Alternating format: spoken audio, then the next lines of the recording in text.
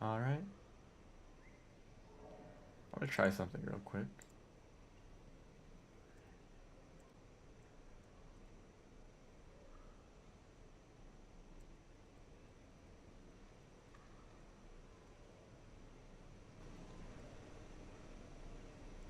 All right. So we'll see how that goes. Hello, everyone. Welcome back to the Spearmaster. We're still here. So, yes, I have found out this run is difficult.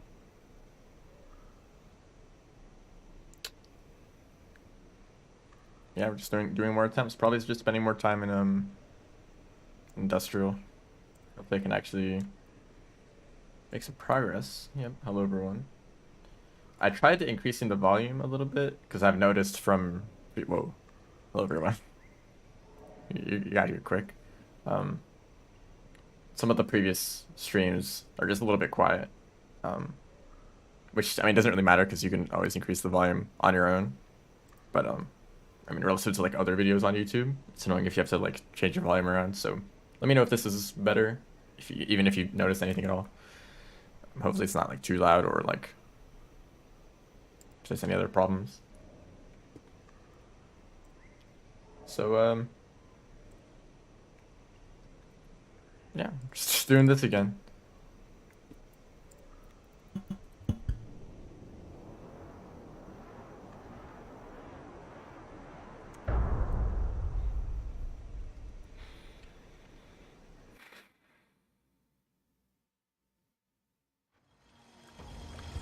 Oh shoot, I forgot something already.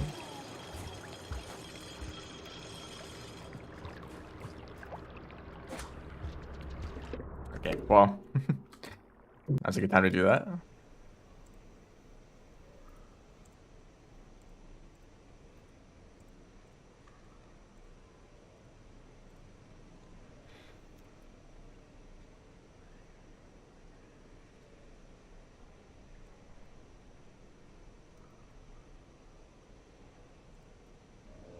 And music too. Alright, let me know if the music is a good volume.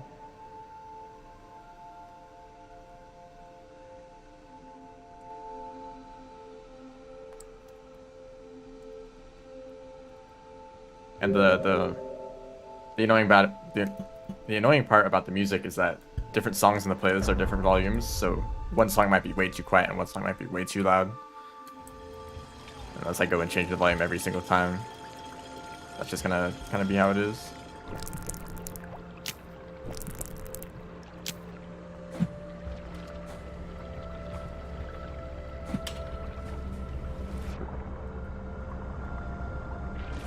Now, something that is, okay, compared to the Artificer attempts, the streams have not been as long for Spearmaster, and there's a reason for that. Well, it's just because, the Spearmaster speedrun is about an hour long, or maybe about 50 minutes. We'll see when I actually finish the run how long that takes. But it's over 50 minutes, probably. The Artificer run was about 20 minutes. So that means that, let's say that there's some time that I want to end the stream, like as long as I want to, or the longest possible stream, like it ends at that time. If I'm speedrunning Artificer, then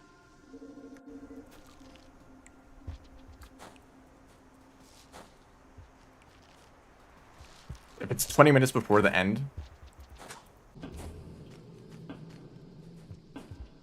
I think the stream cut out for a bit. That's cool.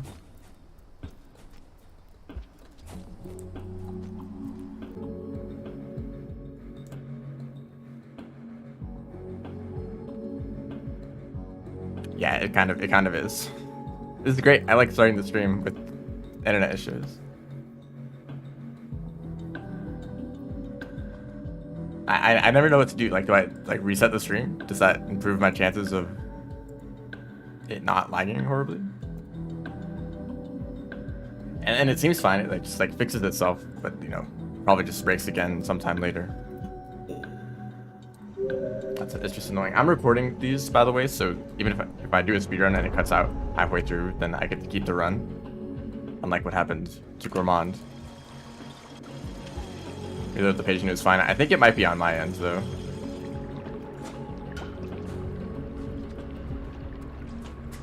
Because like OBS says that it drops frames.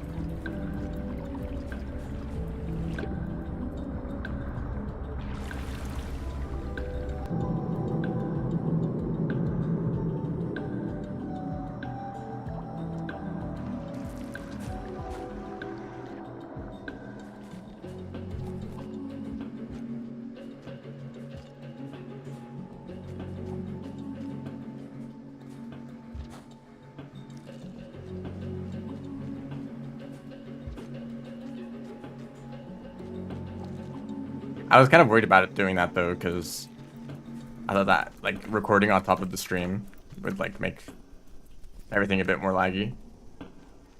For doing speedruns, I want to keep the game as smooth as possible.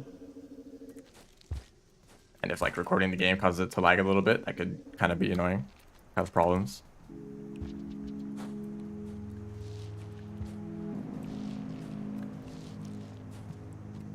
And also like recording like 2 or 3 hour long streams could take up a lot of space. But I noticed that if I record at the same resolution and quality that the streams are at, it doesn't actually take up that much space because the bitrate is pretty low to keep the stream smooth.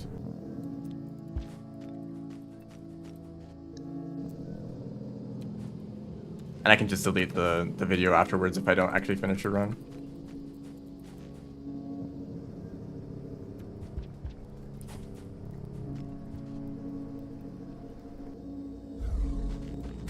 Boy, my favorite friend is back.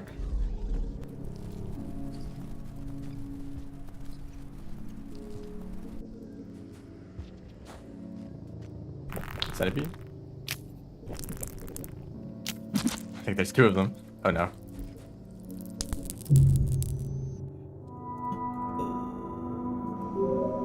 Centipede is good there. 2 centipedes, not ideal. We're not even able to get to industrial. That's cool.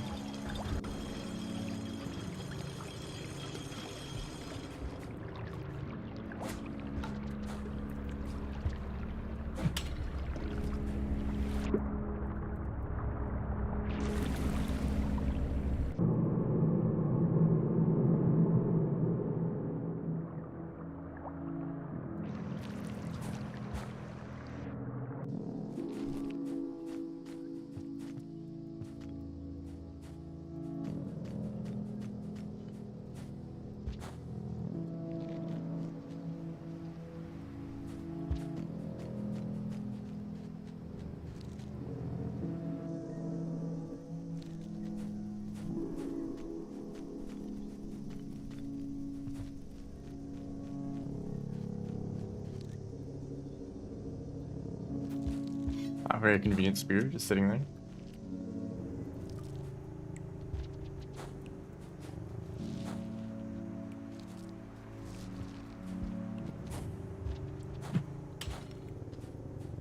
I don't know if that roll pounce is good because then I can't do a slide afterwards.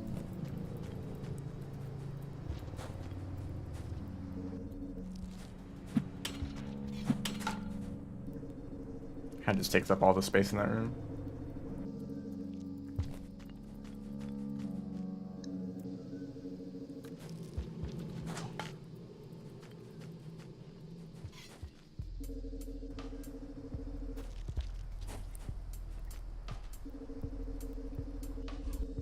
Why is this red lizard here every single time?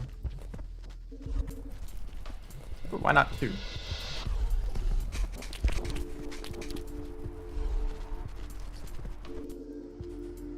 You know, you usually don't see 2 red lizards though. That white lizard chases me because it's not interested. Gosh. Yeah, well, that's nice.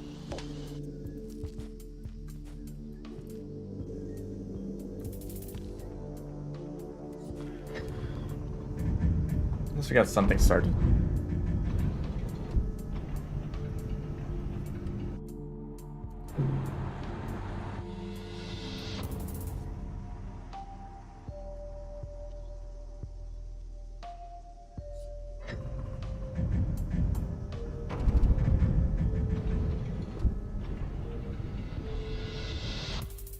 You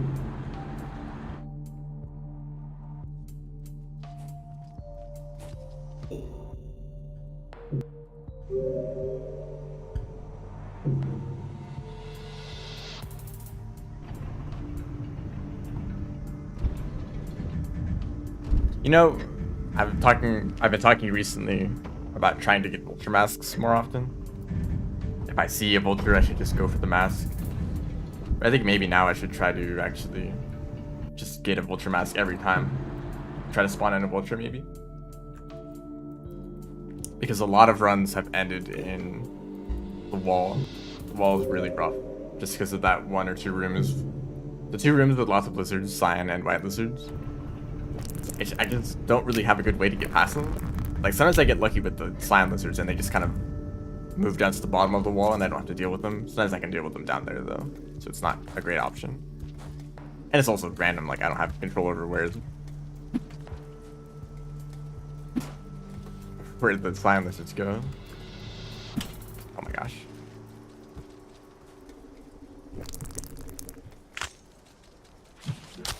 What? Okay, just... Oh my gosh, I hate this.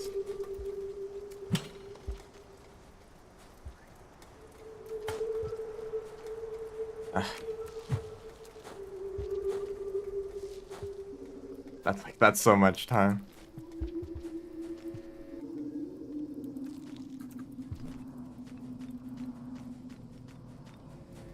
I've like only gotten worse at that.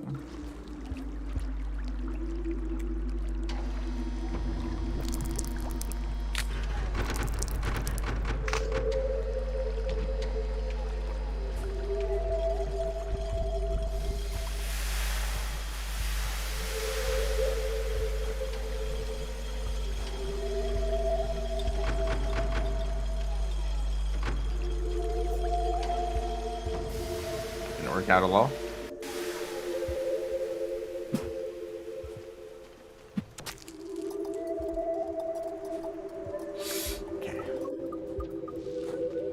There's a weird thing about like some movement tech in this game. Or I guess like kind of just speedruns in general.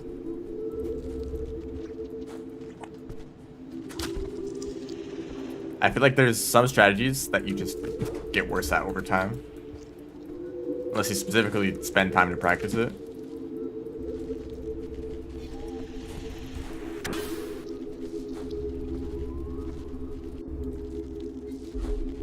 And maybe that's because of something like the more you do it, the less you care about how well you do it, and the more you just kind of do something that you just memorized.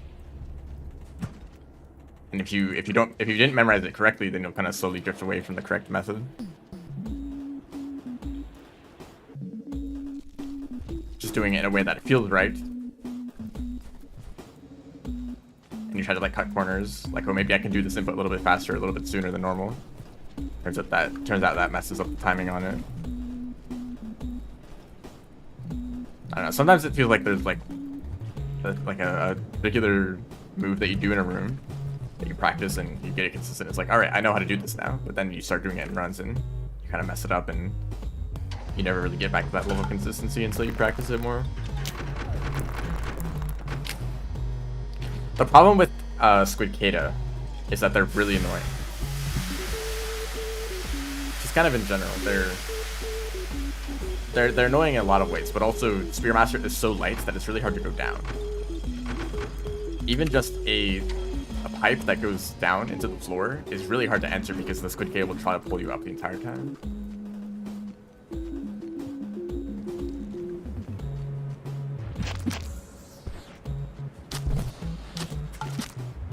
Oh great, I stabbed you in the head. I tried to get into the other room. I've thought about that though. It would be nice to just go all the way up the wall with a Squid Kata. Like going through tunnels, going into pipes, it would just make a lot of things annoying. It'd make dealing with lizards a lot harder. There's a lot of horizontal rooms in Industrial that are just like not as good. You can't carry spears. You can't carry Vulture Mask. And the only Squidcada that'd be easy to get is one in Outskirts, which means you have to go backwards for a little bit to get one. I don't think it'd work out.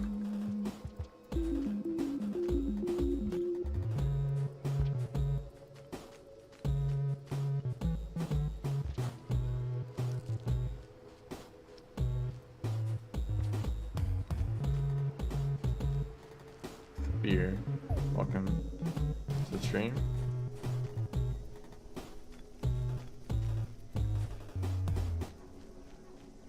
And the beginning of the run, as always.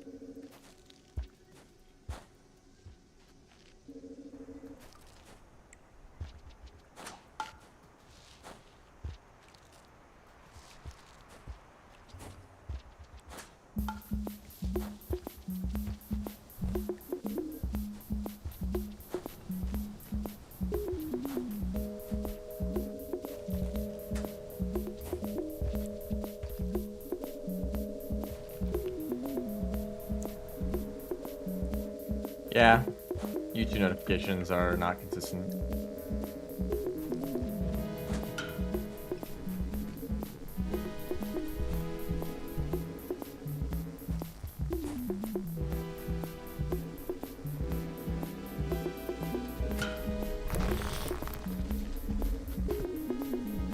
That's a time loss.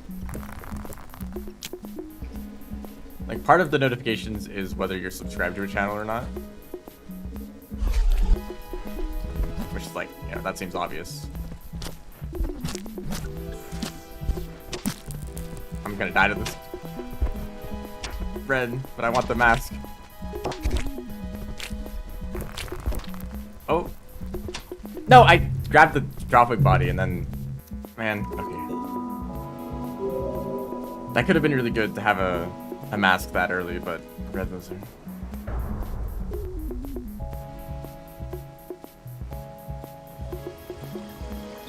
Yeah, like, you can be subscribed to a channel and expect to see notifications, but if YouTube doesn't think you want to see the videos, then it doesn't recommend it. The same as any other video on the site. If it decides that you don't actually want to watch the video, then it doesn't recommend it. And I don't know how it makes that decision. Just, you know, algorithm.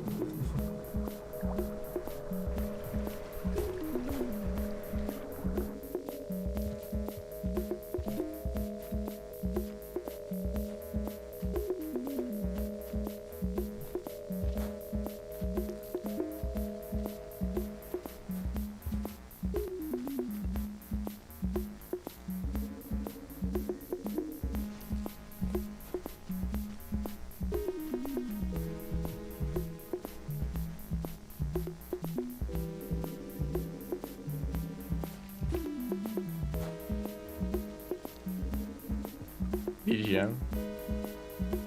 Is there something wrong with it, or are you just wondering what the song is?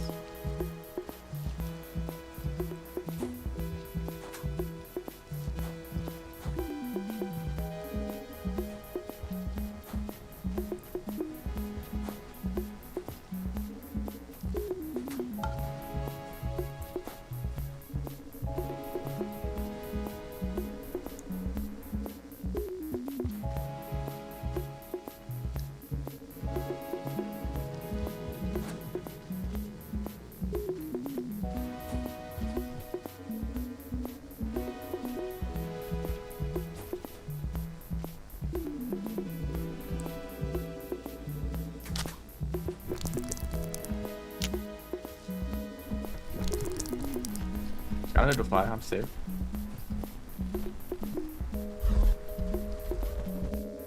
I like how the droplet didn't even drop normally, it just tried to run away.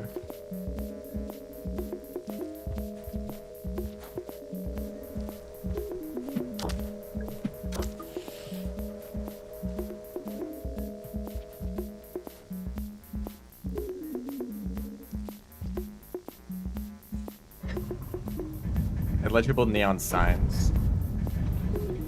That's the song. Hello. Welcome to the stream. Just to explain Spearmaster's mechanic with bat flies. That confuses me too, because I see people in that tutorial section spend a lot of time stabbing bat flies, and it takes like several minutes just to get like a few food pips. When you like enter outskirts, and there's like 100 creatures just waiting there to be stabbed.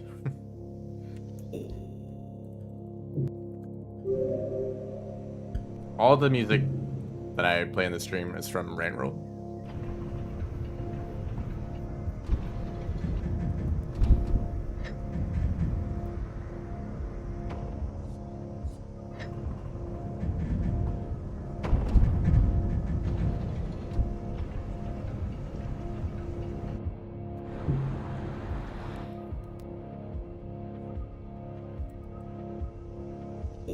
He buffed their pain to hit.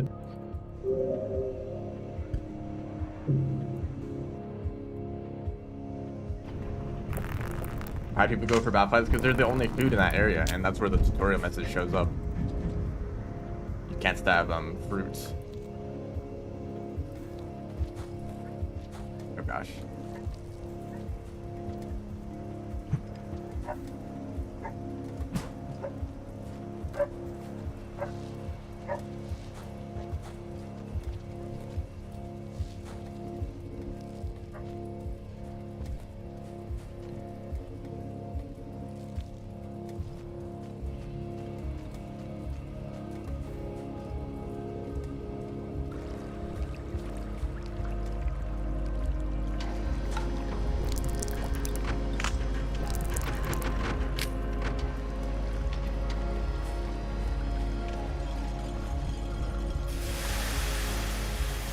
Industrial. That's not a bad split, I just was late on that. I guess that's another reason to make a Discord server, right? I could have a notification for when I'm streaming.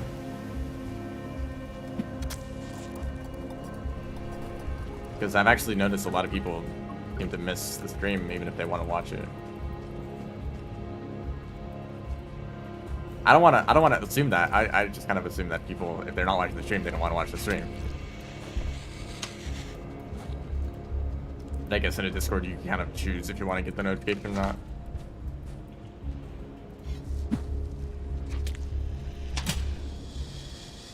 Where'd the spear go? The spear is vanished.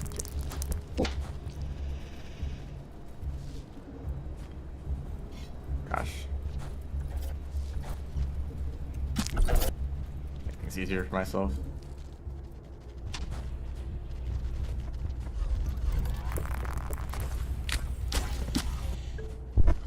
Try to pick up that spear.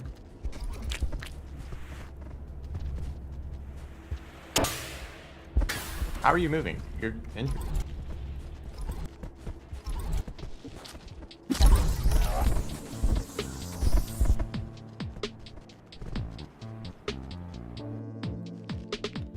Whenever a stream doesn't do as well as normal, there's just not as many viewers. I don't know if it's because stream is uninteresting and people just aren't like interested in watching, or if it's because like YouTube is not like showing it to people. I don't know.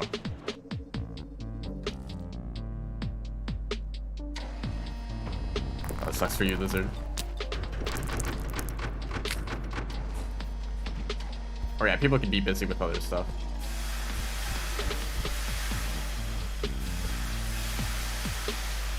I have pretty low expectations though for my own streams, so if I get like 5 viewers, it's like, yeah, you know.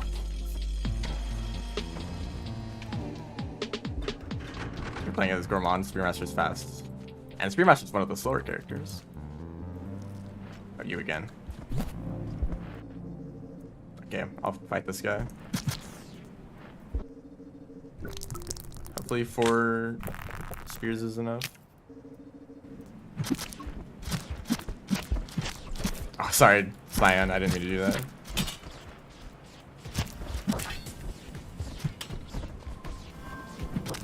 Bro, I hit you right in the head.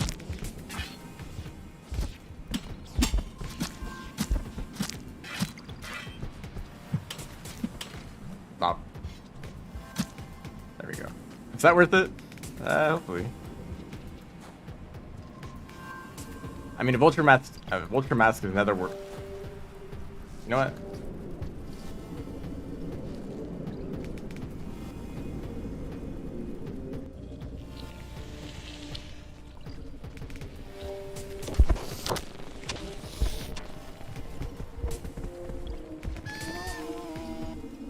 Someone's mad.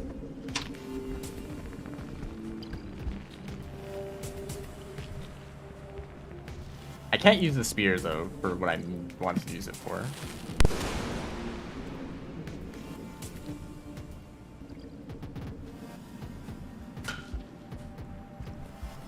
I fall down this way too often.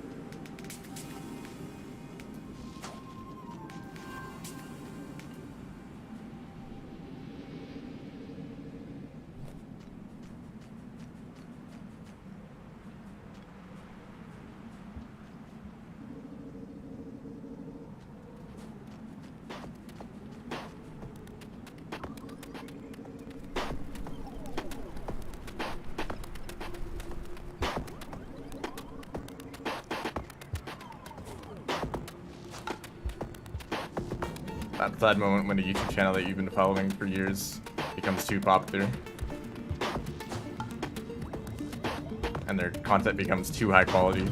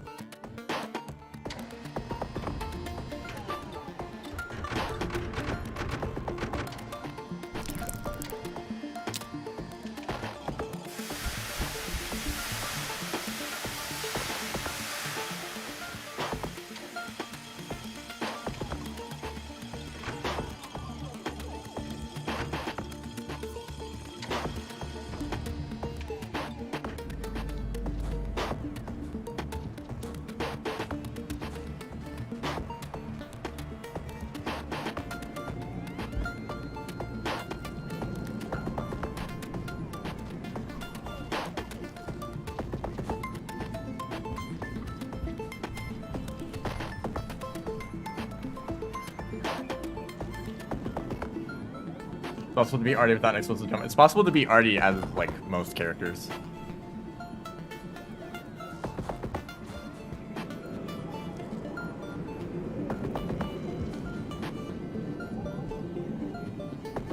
I mean, depending on the level of movement technology you have. But also you could just use, like, a cicada or a grapple worm in some movement-based areas. Like, it's only until... Take it. That doesn't help me at all. Oh, dropper, come on. God, I don't need a armor flower, but sure. Please don't.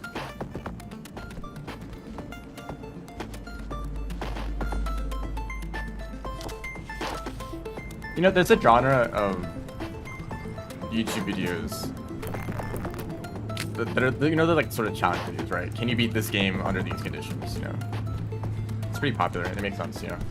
But what confuses me is when the challenge isn't even a challenge and it's just like some sort of playstyle. Like I saw these videos for Terraria where it's like, can you beat the game with only like bows or only like swords or something, you know? Oh, come on.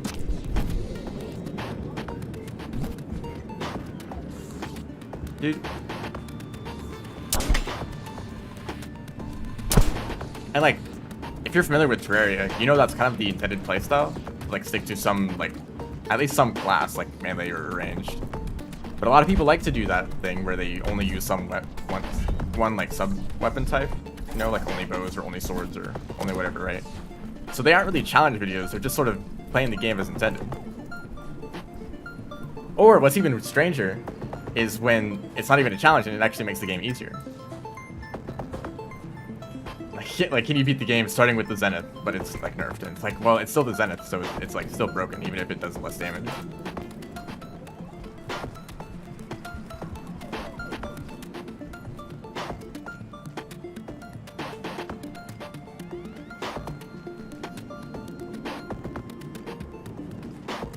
The more interesting kind of videos are like, can you beat Terraria without mining blocks or without, I don't know, spending money at all, or you know, things that actually kind of prevent you from doing things that you would normally do when playing the game.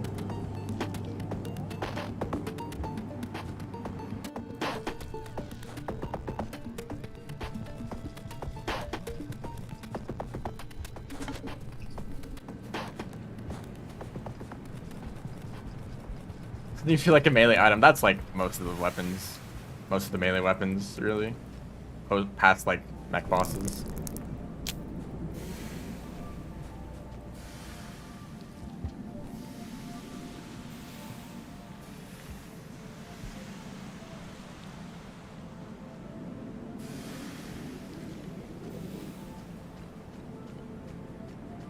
Failed to reach the chieftain platform. Couldn't you throw a grenade upwards to knock them off the platform? Whoa, okay. Why am I doing this? I mean, it kind of makes sense just because of the way that bosses are designed. Don't really let you get close to them. So melee weapons are kind of forced to be long range to let you fight endgame bosses.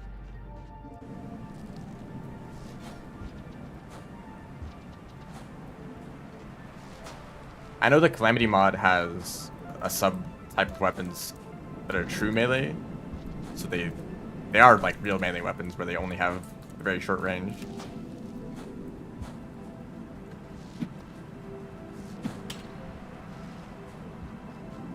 I think it's a really fun idea. But also, I don't know, melee and Terraria is kind of strange. Like the base swords have a really strange like swing to them, you know? Where you like swing overhead. They don't really let you aim in any other direction. Okay, I'm not doing great in terms of movement.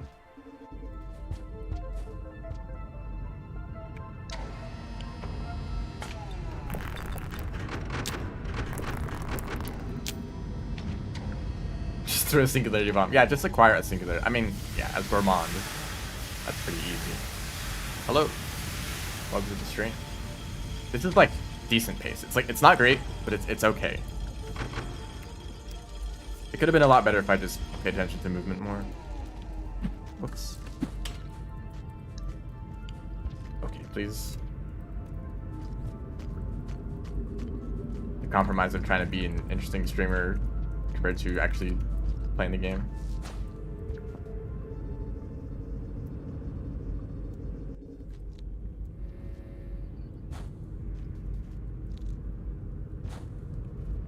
Rarely get them from elites. Sometimes, every once in a while, someone mentions the possibility of getting a singularity bomb from an elite, but it's so unlikely in a speedrun, especially. No, it's stupid.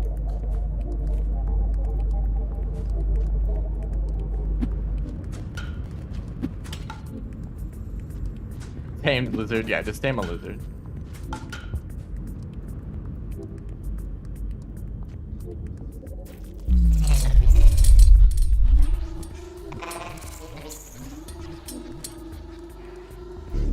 I want to try the whiplash.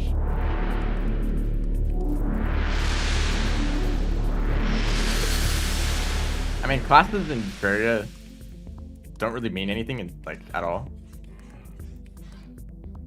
Like ranged weapons are like ranged, but so are magic weapons.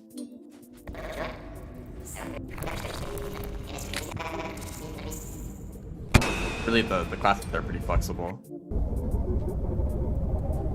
I guess the unique thing about range is that it's most weapons use some sort of ammo. It's really funny when mods make weapons that don't really fit their classes. Like melee or ranged weapons that don't use ammo. I guess that's the main one, really. Like, this is just a magic weapon, but with range damage.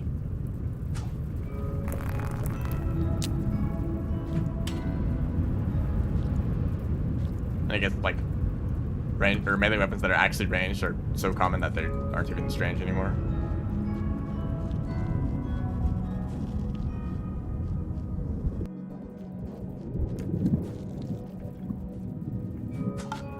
And Summoner, okay, the Calamity mod community has a problem with Summoner class for some reason. I don't know if they still complain about it. I mean, I don't really engage with the Calamity mod community at all. So this might be old information. But there was this big debate about, like, whips. Because they technically aren't summoning weapons. They're, like, very similar to melee weapons, right? I think whips are perfect because the summoning class is very passive, you know?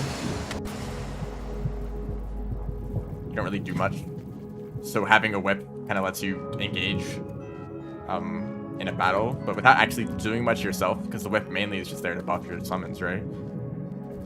Like, that's a perfect fit for summoner class, I think.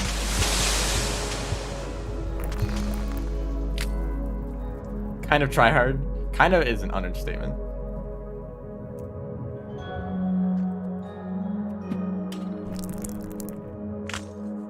One of my favorite builds in Terraria, just in general, is like a hybrid summoner class, where I focus on some other class, and then I also use summons on top of it.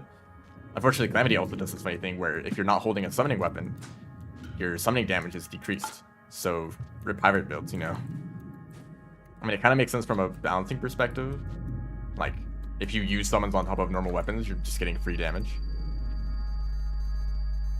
But that's kind of the point, you know?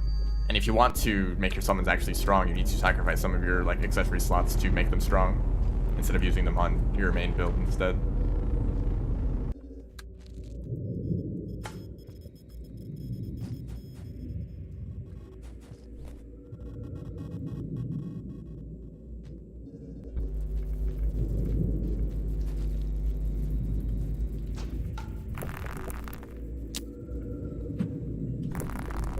Unfortunately, Calamity mod doesn't add any whips, unless they do, or they've added some since the last time I played. But it means that once you get past the Empress of Light to get the, what's it called? The whatever the whip that you get from that. That's like the last whip that you can get in Calamity, because there's not any post-Moonlord whips, so you're just stuck with that for the rest of the game. But like, there's so much potential for interesting whips that could be added in Calamity.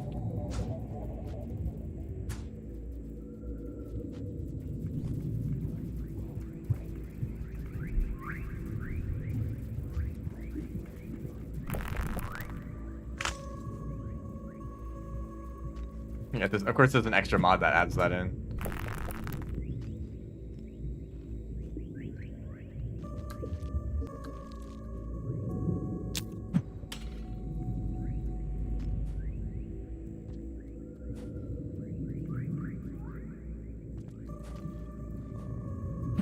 Gosh, that was a little close.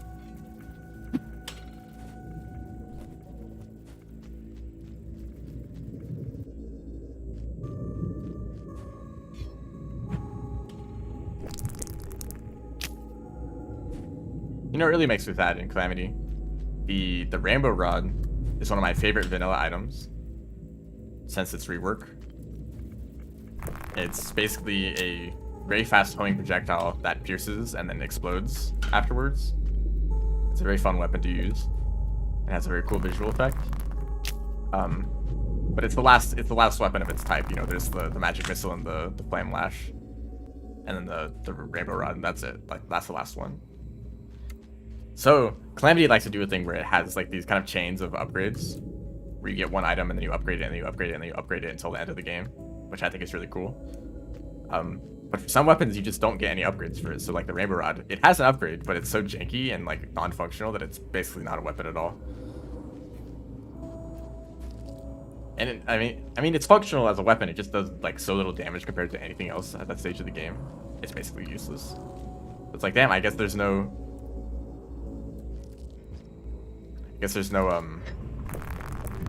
no upgrade to this weapon that I find really cool.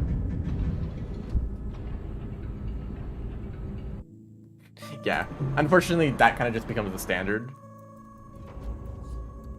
I think the game is maybe a little bit designed, or the mod is designed around that kind of level of difficulty.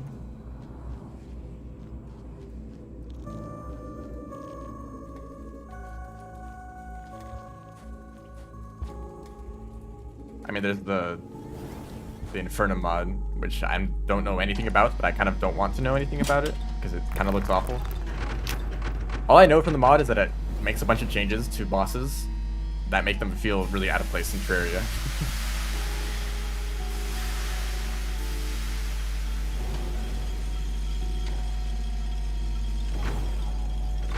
Like Terraria, vanilla Terraria has this kind of simplicity to it that some people think is like bad. Like, oh, this boss isn't interesting enough, or the sprite doesn't look good enough, so let's change it and make it way too complex. And let's like literally turn the game into a bullet hell.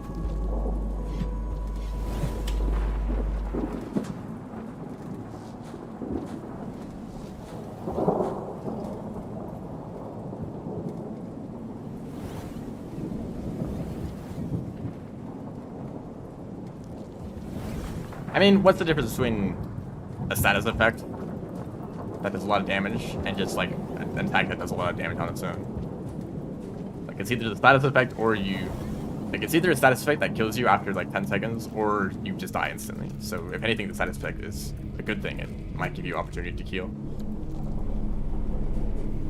If they got rid of the status effect, they would just increase the damage to make up for it.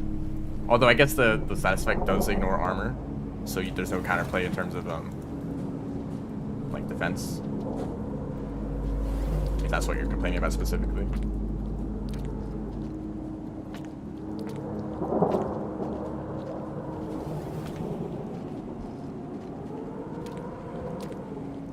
Oh gosh, that's a little too close.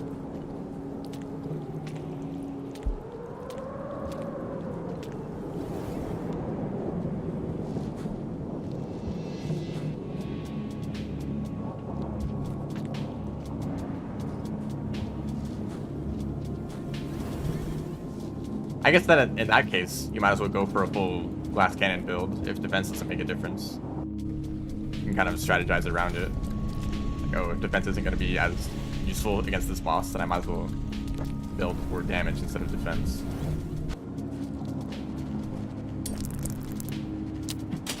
Oh, come on.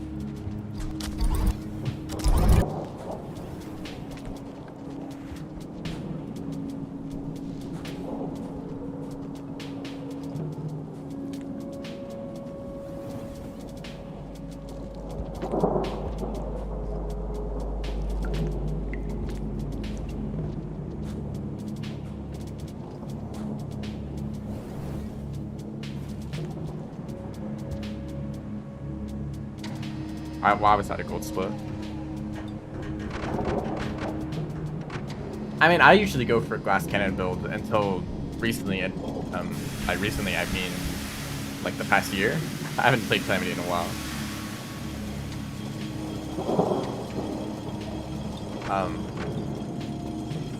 But I decided to try out like a more defensive build, and I feel like it made the game way easier.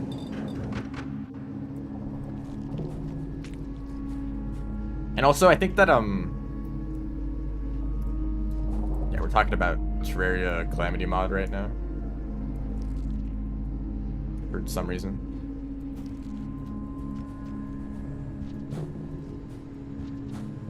But I feel like bosses have some sort of damage reduction that makes extra damage pointless. Like, even if you go a glass cannon build, you're not going to be, like, killing the boss any faster than normal.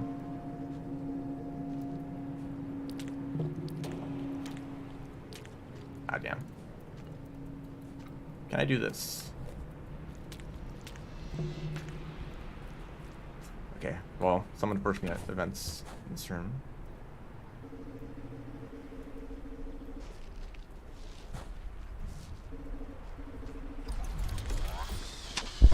Hello, Cyan Lizard and Eggabug.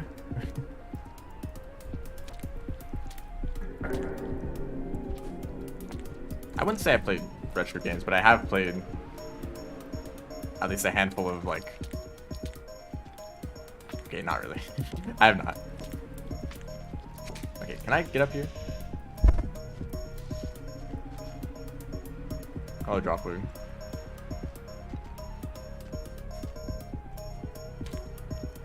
And then I don't even make it up there anyway. Why do I try?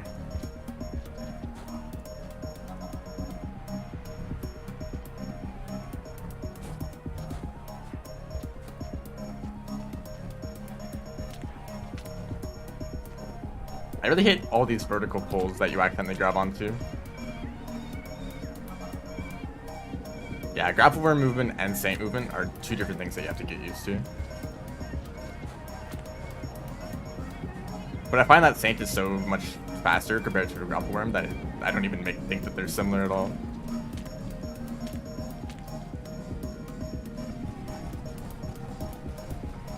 Like the way that you can just climb walls infinitely as saint, you just can't do it with the grapple worm.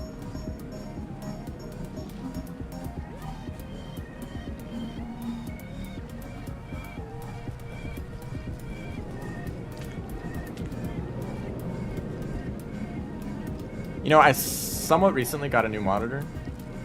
Well, actually, not really recently, but a few months ago. I need that. What are you gonna do with the perk? Okay, you dropped it anyway.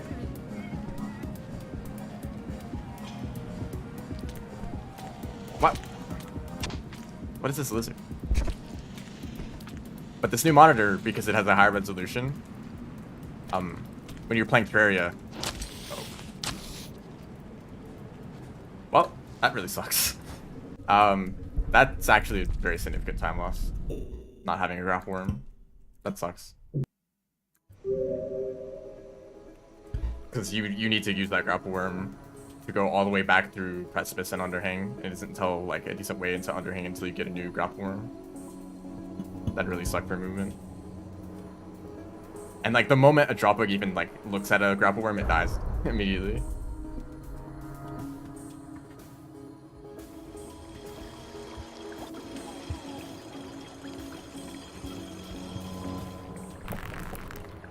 No, you weren't distracting me. I had a strategy to deal with that drawbug, but I messed it up.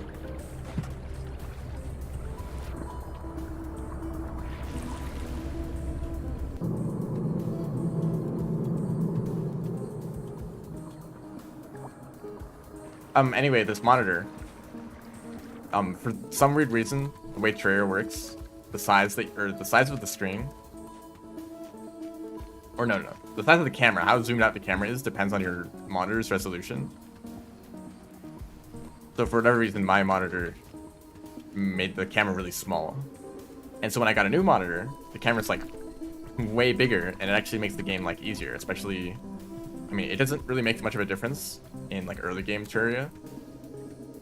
But by the time you get to like Moonlord and beyond, and especially in Calamity, having a small monitor actually makes the game way more difficult. Some bosses like have unreactable attacks, just like get you from off screen.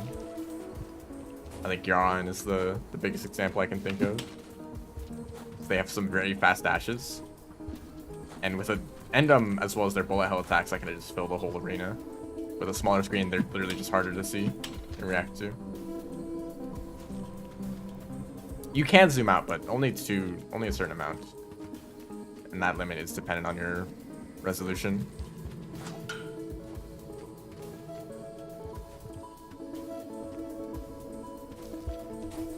I did get a mod that lets you zoom out further, but since like things are only rendered within your camera view, a bunch of stuff like was cut out on the edges of the screen. Oh, thank you for that.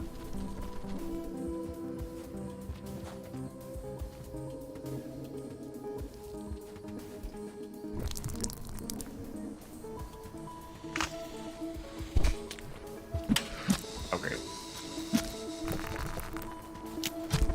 I'm hoping they weren't dead. Here, just stab the dropbug anyway.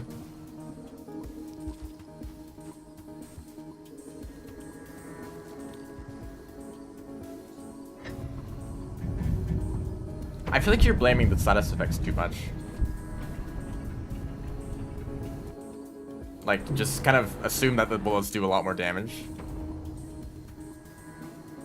Like, yeah, it's a very difficult boss fight that like kills you in a few hits. You need to get really good at dodging.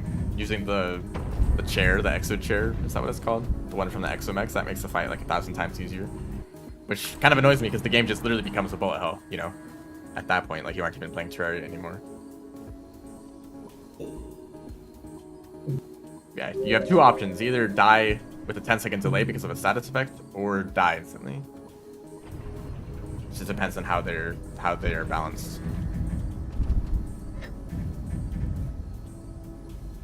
Although mechanics like that are really annoying. Any situation where the consequence of a mistake is delayed.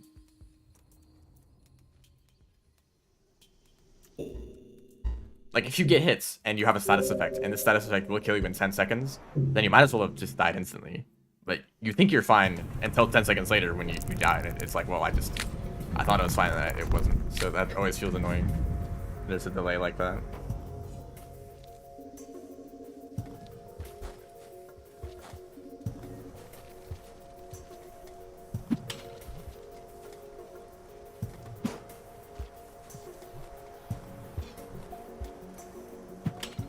I hate this jump. I was fine with it until I suddenly became inconsistent for no reason. Maybe it's because I'm trying to actually do a speedrun, and I'm trying to do this quickly.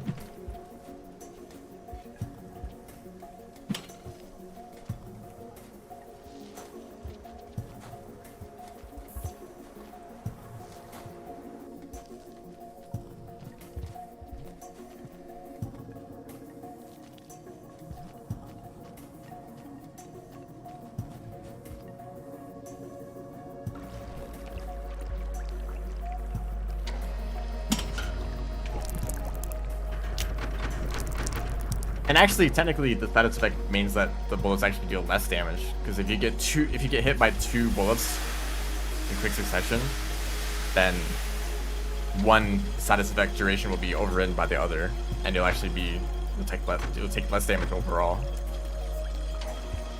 So I guess maybe that's like the reason for the status effects. It punishes getting hit like. Well, actually, you know, I don't know. I don't have a good explanation.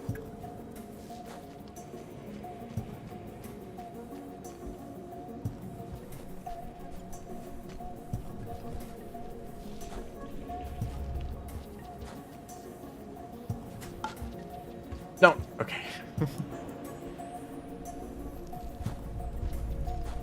Honestly, I can't really think of a good reason for having status effects in general, other than for like immersion. You know, if like poison is a thing in your game. Whoa, you're a red lizard.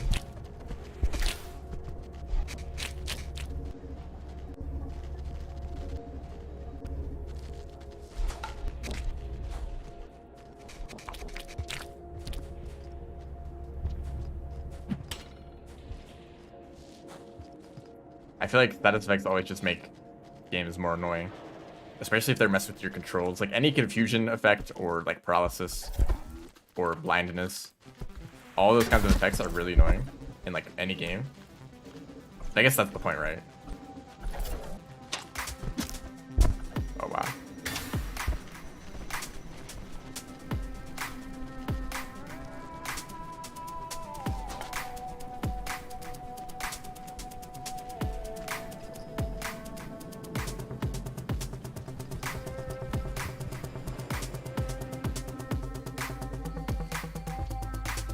Wow, it's an awful split.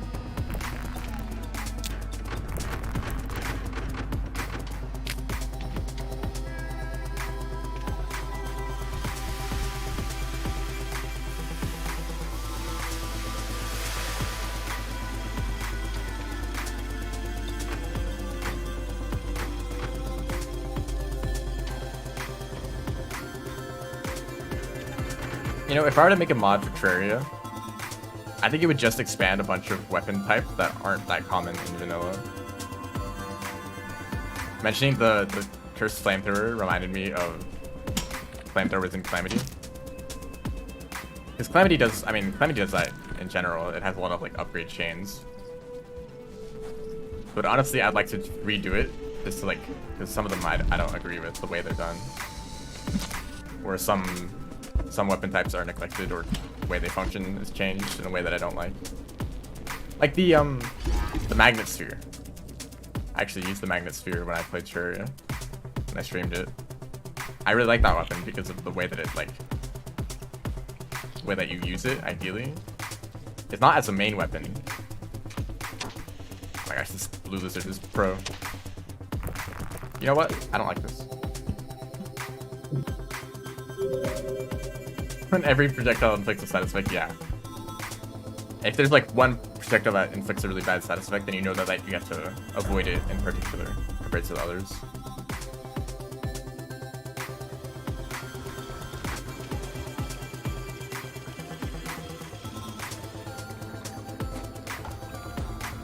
But this Magnet Sphere, it's a very like support weapon upgrade.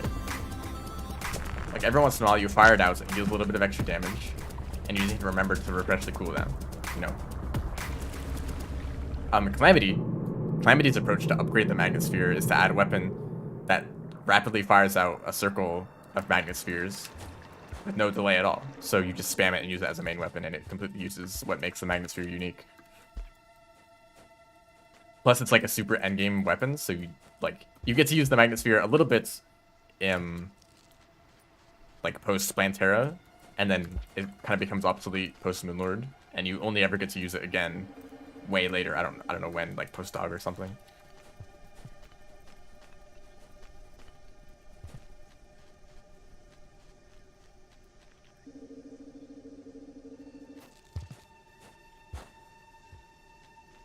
I think what makes those kind of weapon types really unique and interesting to actually play is that you can do sort of challenge runs where you only use one weapon type. But some weapon types are so uncommon that you can't do a full playthrough of them because there's going to be gaps, you know. If you're playing Vanilla Terraria and you want to do a sword only playthrough, you can totally do that. There's like a ton of swords in the game.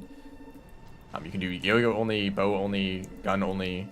You know, but there's not enough flamethrowers to do a flamethrower playthrough, right? There's only 2 flamethrowers in the game. You could probably get by post like Skeletron Prime with the flamethrowers, but there's no flamethrowers before that point, you know. Ooh, just to mention the Zenith situation, I don't like the way Calamity approached Zenith. They should have nerfed its damage output to be comparable with other weapons that you get at that time, and then they could have buffed it to make a new, like, endgame Zenith with like a bunch of Calamity swords. That would have been sick. But they took the easy option, just like added a more expensive crafting recipe to it.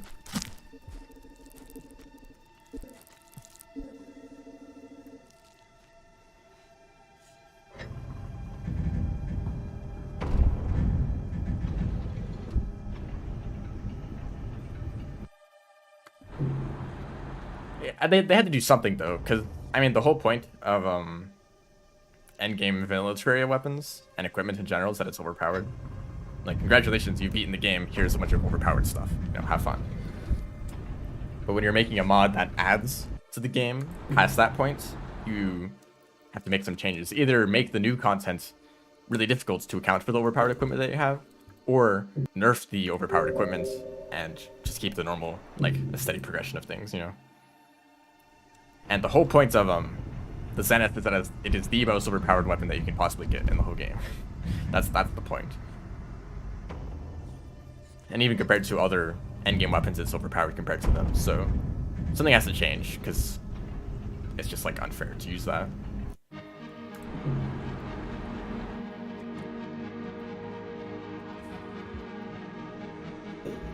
It's also kind of strange because there's already a bunch of weapons in Calamity that use a bunch of other swords, you know?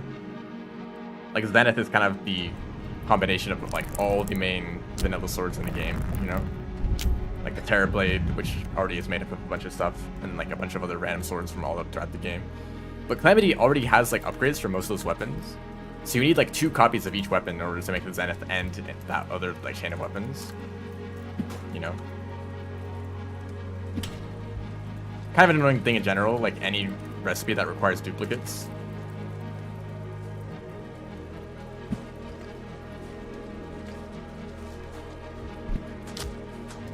Don't do it.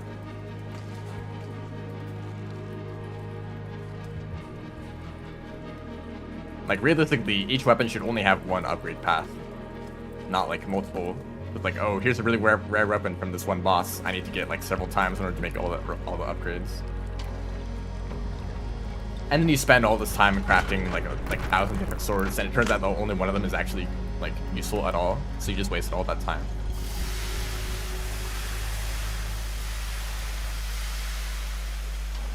All the classes that overpowered. Well, the last prism is pretty strong. It's more situational though.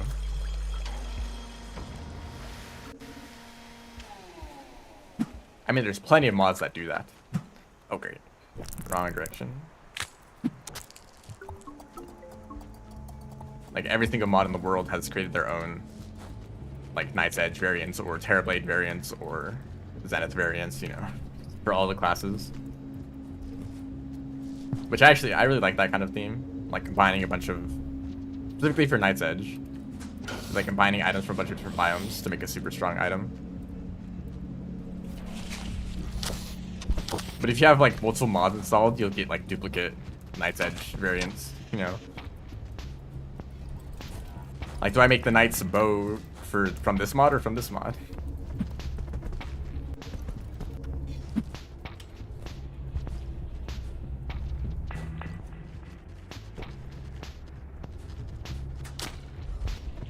No, wrong direction.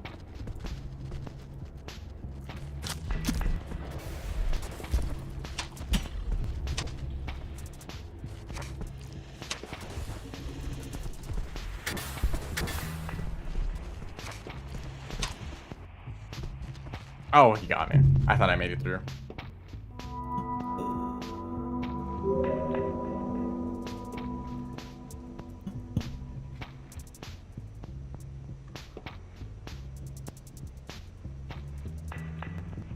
Okay, I don't really like the Zenith.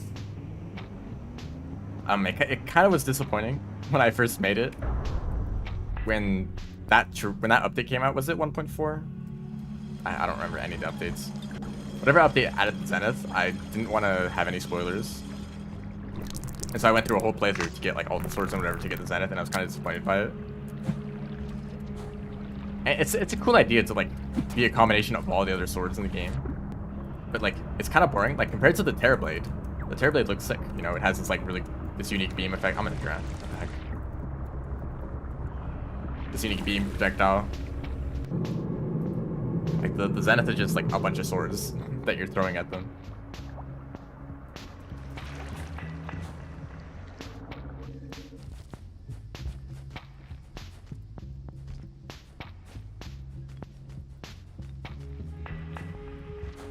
But it does a lot of damage. I mean, it only really does a lot of damage because it ignores invincibility frames.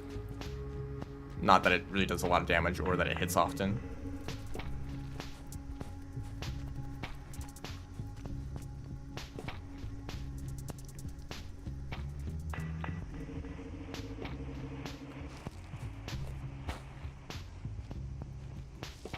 Have I talked about Terraria too much in this Rainworld stream? Remember that I'm playing Rainworld?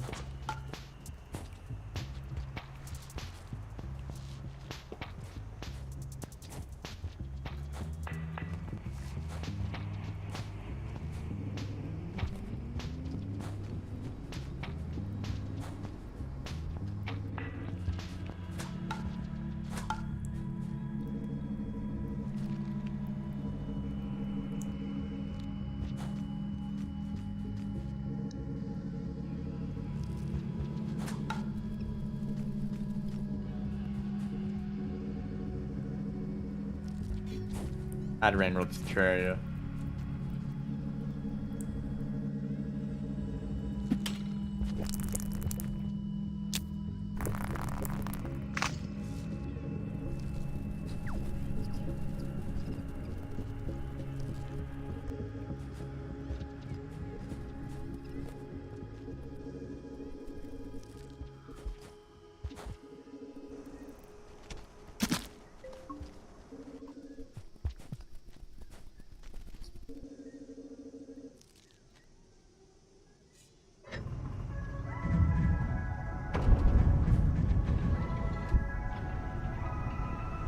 I mean, the games are so different, it's kind of hard to think of anything that would fit between the two.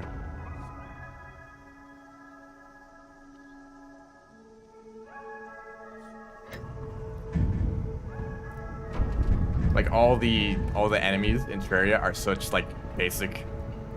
They're so simple and like The whole purpose of an enemy in Terraria is just to be an enemy for you to kill, so they can like be dangerous to the player or to like drop items, you know. The purpose of creatures in Rain World is to be creatures, to just be animals, like just live their life and try to get food, you know. Like Terraria is like a very video game, while Rain World kind of wants you to not realize it's a video game, you know.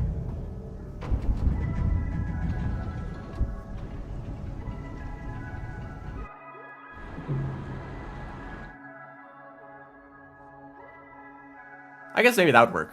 Like a reskinned corruption that is like the rot. I think more like environmental things would be more fitting. Like adding some biome from Terraria into Rain World as a region would be more fitting.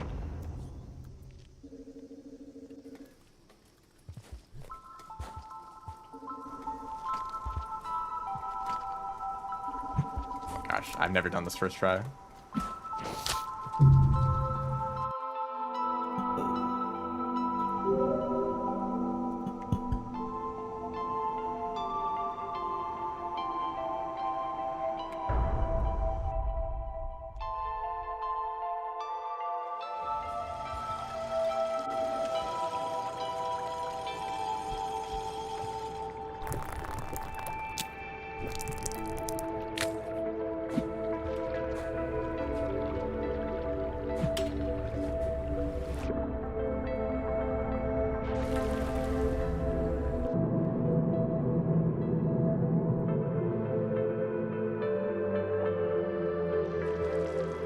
Oh, that's a cool idea. Yeah, like Corruption or Crimson, I feel like are more fitting to be in Rain World.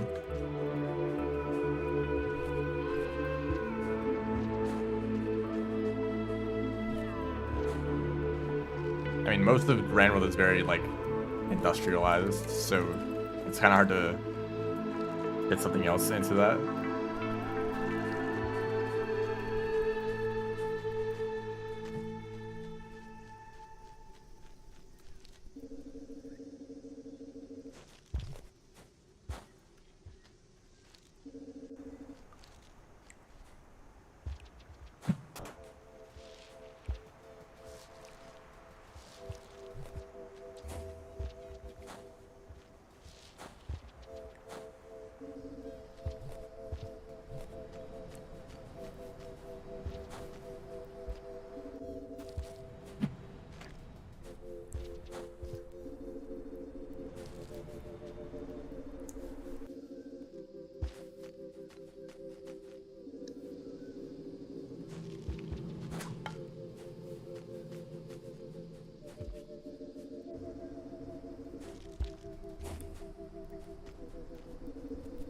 Sliverstraw would actually be a really easy boss.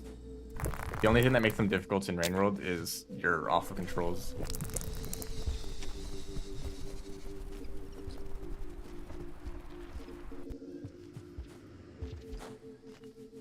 I mean, if you had like wings in Terraria. If you had like no items at all, it would also be difficult.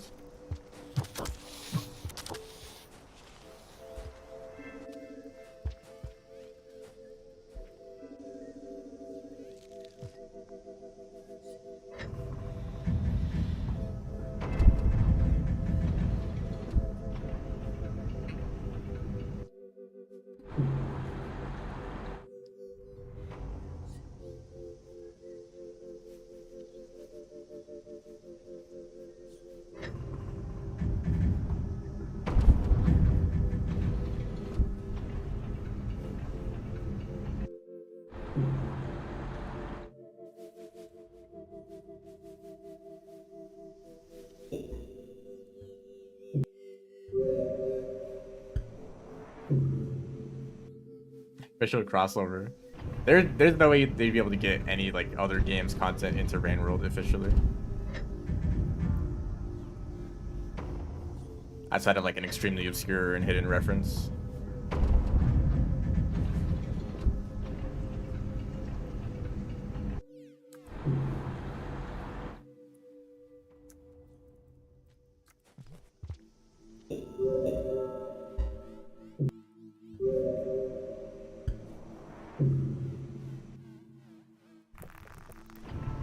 It would be cool as a mod though.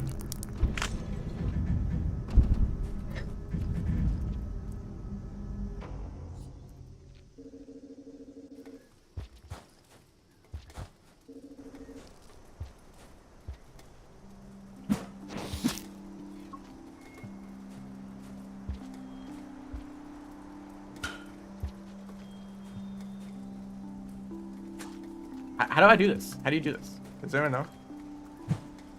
Does anyone know how to do this? I don't.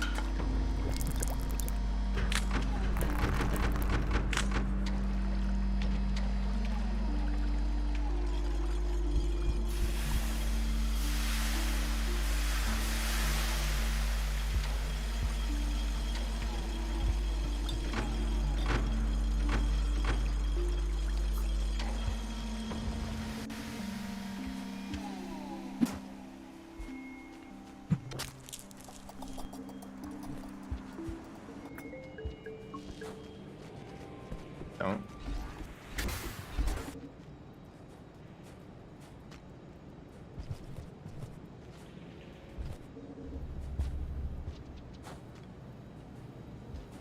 That's close.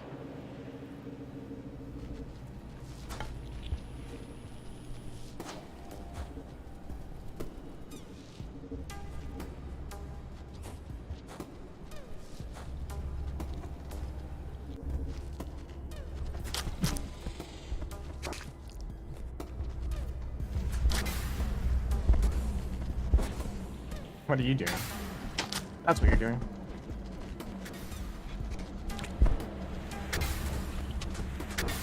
I mean, I'm out of ammo.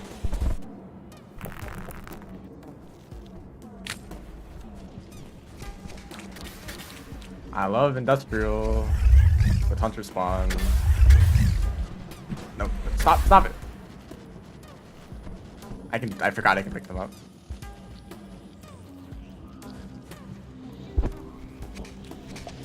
Pink lizard, yep. I mean, I don't know if I'm like crazy in saying that these spawns might be a little overtuned. I don't know if it's just me. I think there's a lot of creatures in this region. I mean, I guess the intended way you're supposed to do this is to use your generating spears ability to like pick them off one by one and not just run through the entire thing.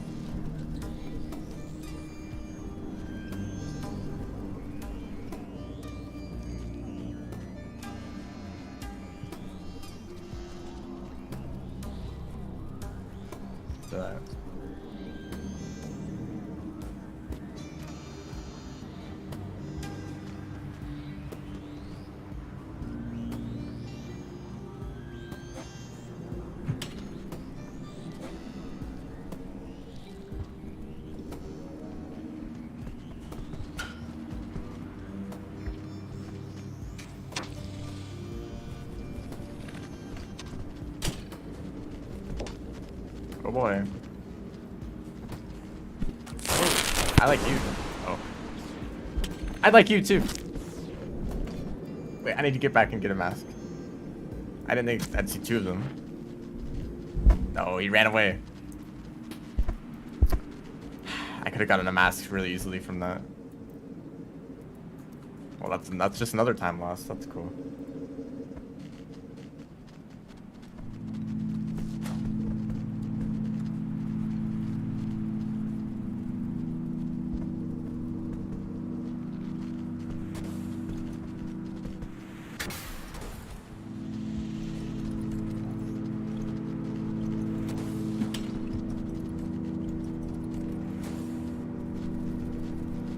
I mean, like, what is this? Please don't.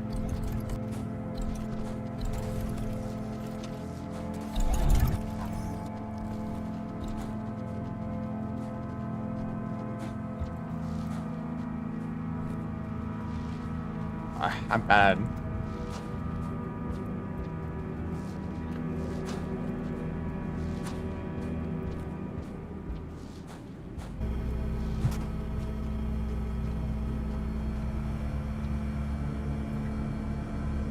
Okay, never mind.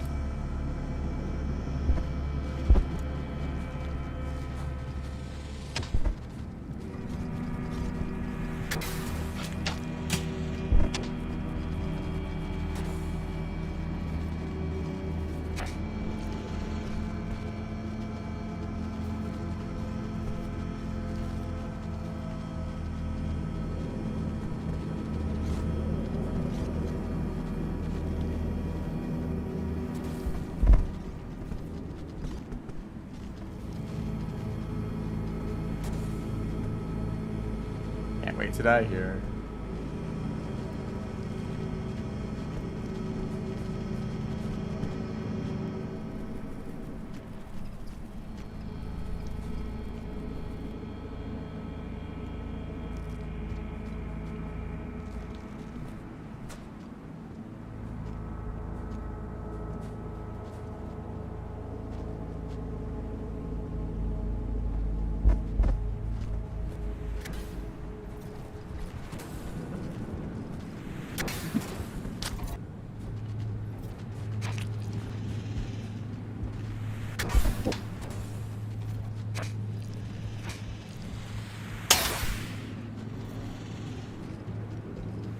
What? You're bad at the game, dude.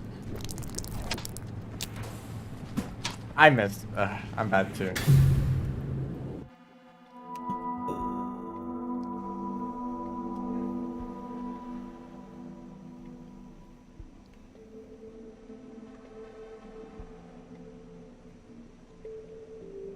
Hey, it's only been like an hour.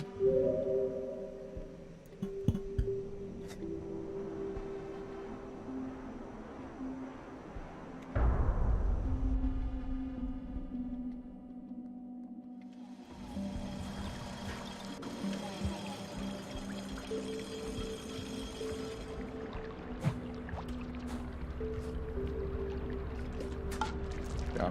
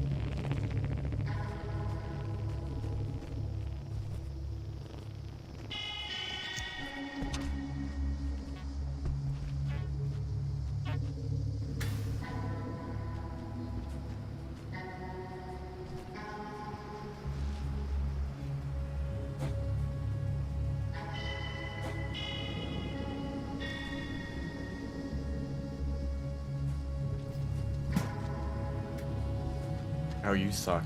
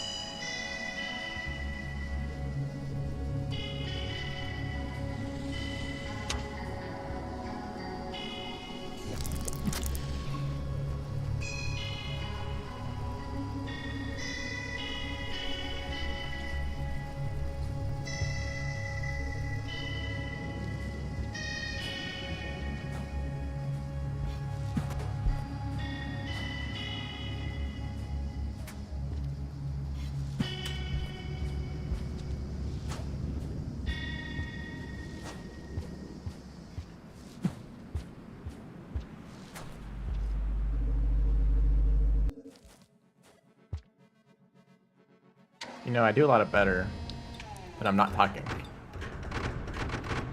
And I'm actually paying attention to the game.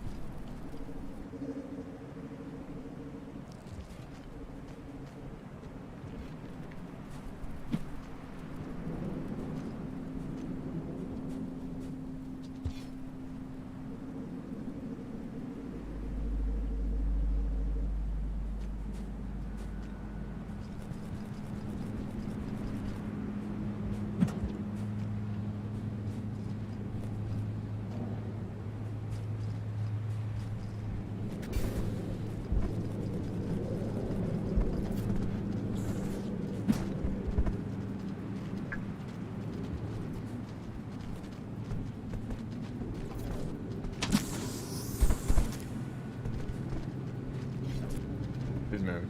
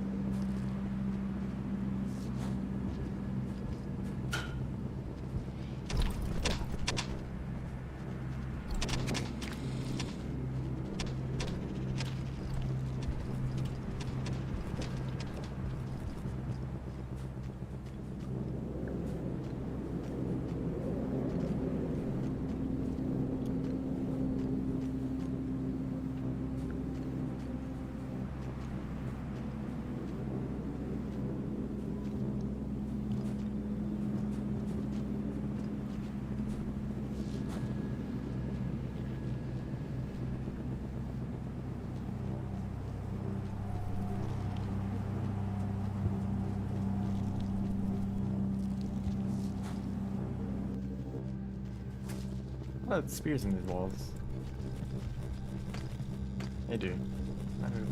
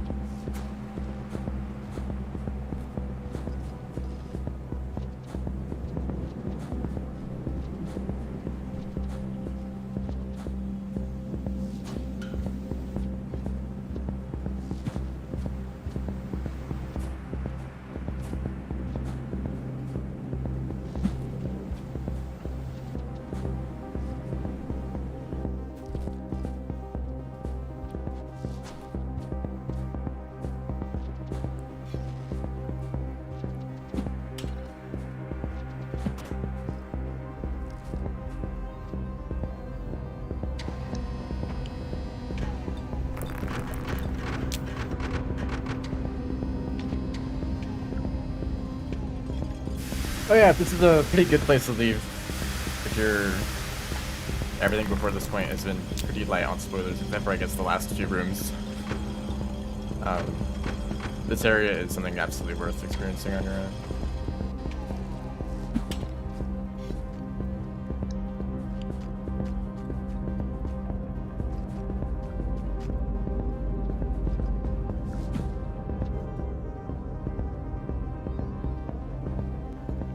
I found this game from the original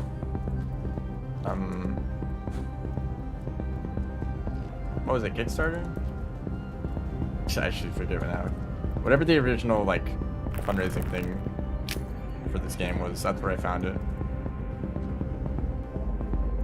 But I didn't really follow it closely until I saw some random video. I was like, oh yeah, this game.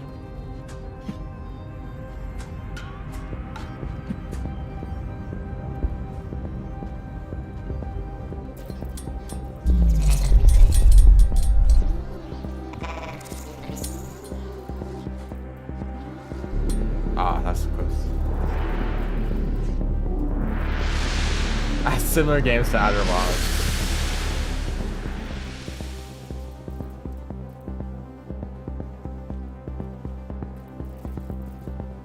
They are kind of similar in like completely different ways.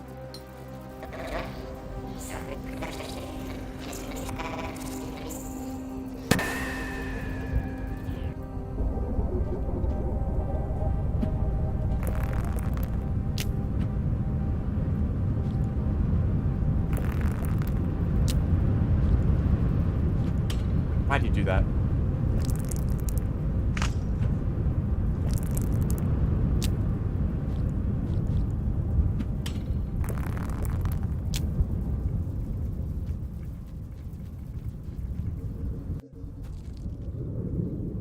Everyone here is going to say it's worth it.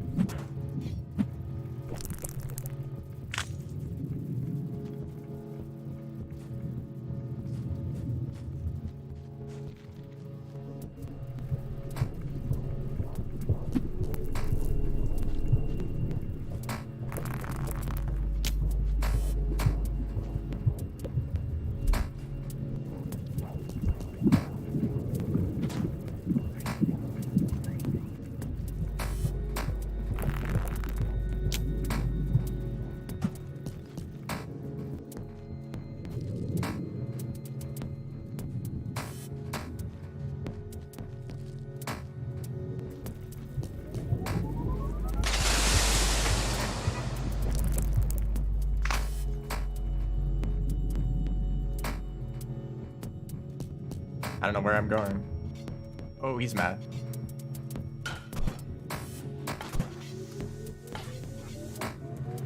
Don't do it.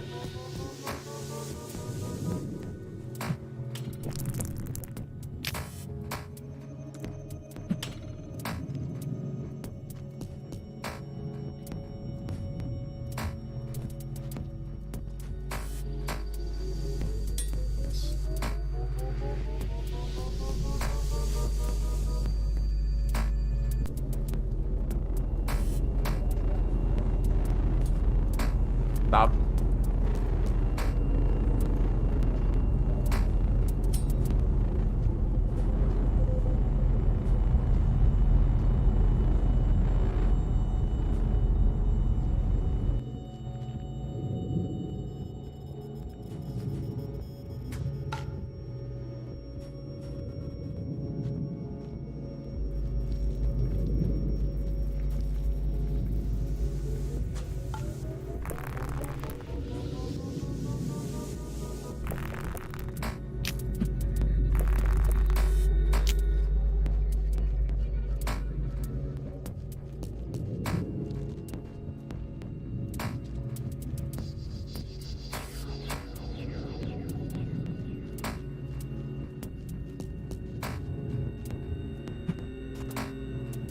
You know, I actually don't know how important like staying spoiler free is.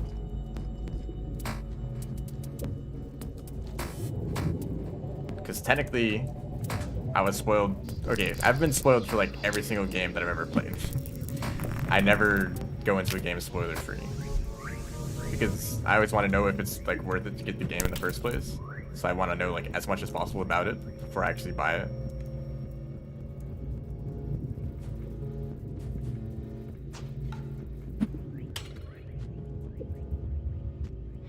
And I feel like I still enjoyed most of the games I played. Like, I don't know, relatively the same compared to if I were to like stay away from spoilers. I don't know.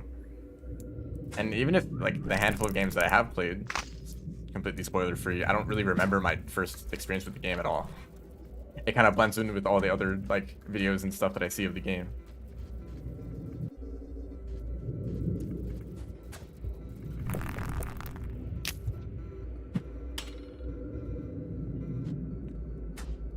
That was probably a mistake. I mean, some games it doesn't matter.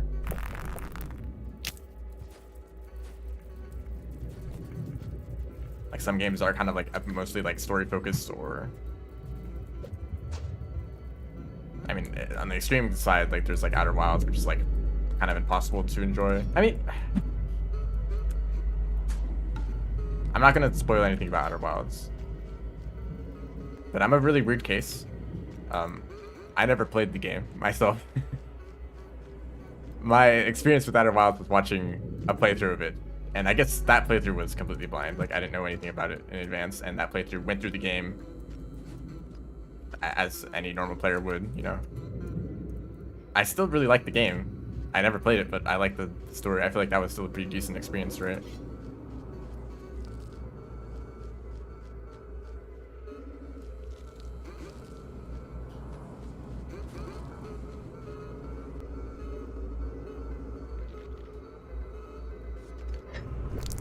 I don't know, maybe that's the kind of game that where the first experience is like super memorable. Do you know literally nothing about the Spelunky stream? Spelunky was the same. I knew a lot about Spelunky when I first played it.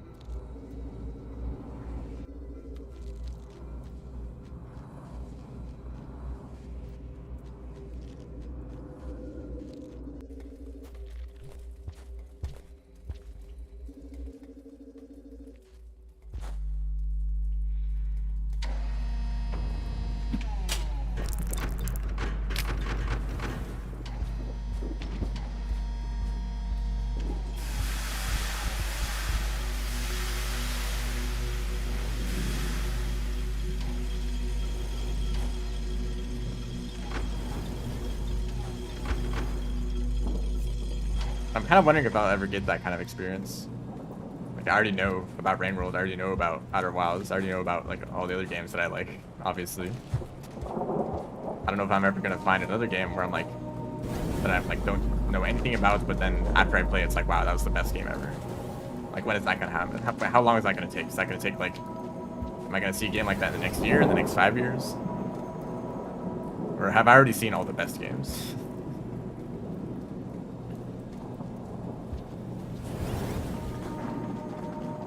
That's probably not true. Okay, there is Celeste. I might have played Celeste completely blind. I actually don't remember anything about it. I think it was completely blind, and I think that Celeste is one of the best games ever, so... That was probably the last time I played a game completely blind and really enjoyed it.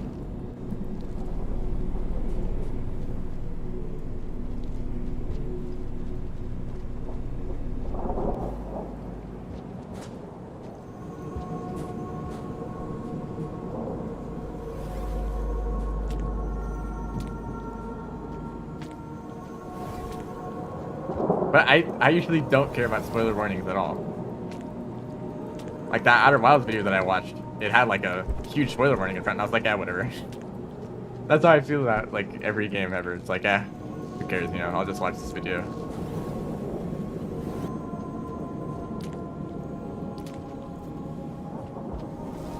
There's a video that was created recently about Rain World.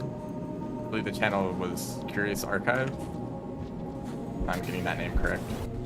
They made a video about Rain World that got like pretty popular. It got like a few million views, which is really cool. But also, I think that video kind of spoils the Void Sea.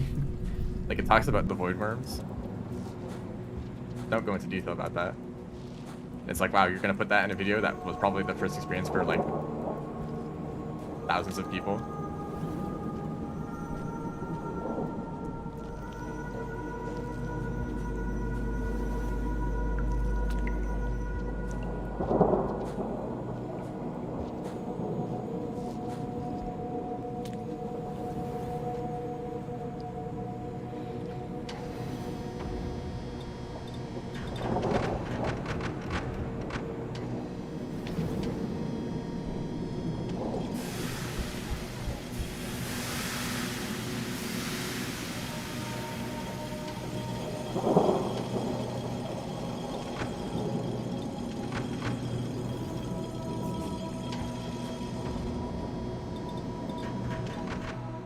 You're getting huge spoilers by watching the stream. I'm doing a speedrun that gets through the entirety of one of the character's campaigns. And on all of your guys' attempts to like stay spoiler free and try to explain why the game is good, you're just ending up spoiling it more. If you really cared about staying spoiler free and just experiencing the game, you would just go and play it.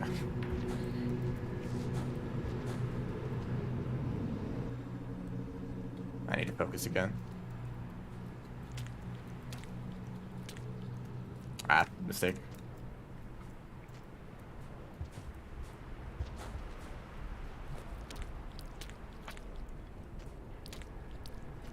Mistake again. I'm bad. This was the one room I practiced so much.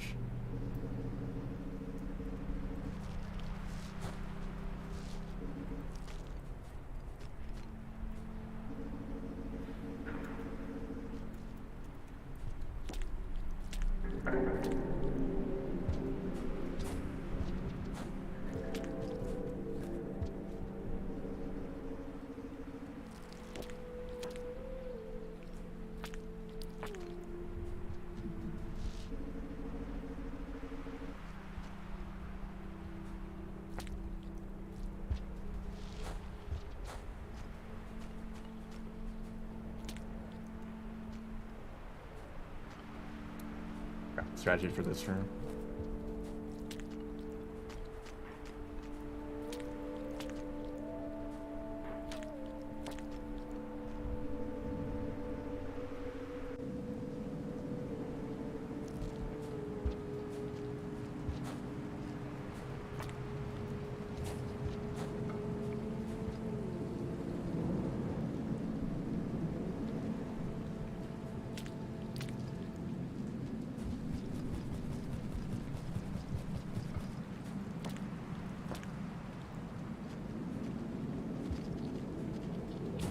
This sucks.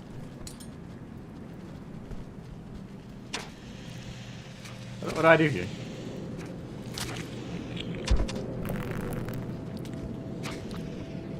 I guess that's what I do. Okay.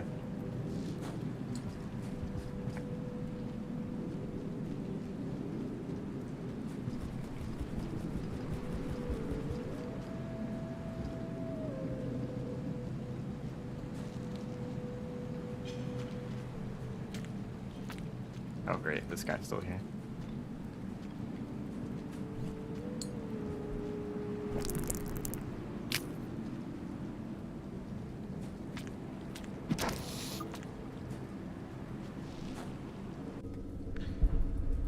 It's been a while.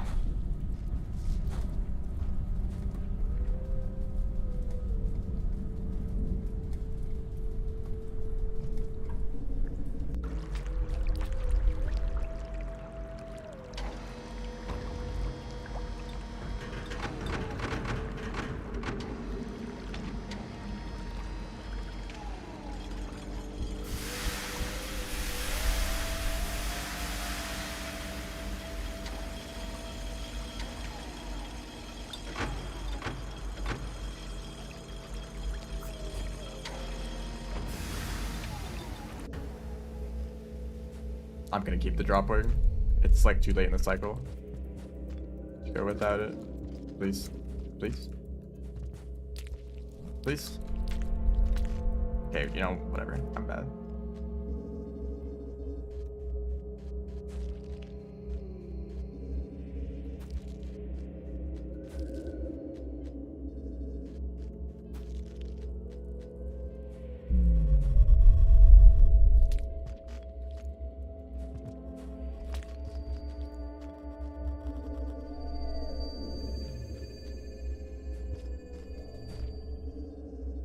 Don't throw this run. Well, great. Now that you said it, run's basically already dead. Come on. Now that you said it. What did I say? Thanks a lot. No, it's not your fault.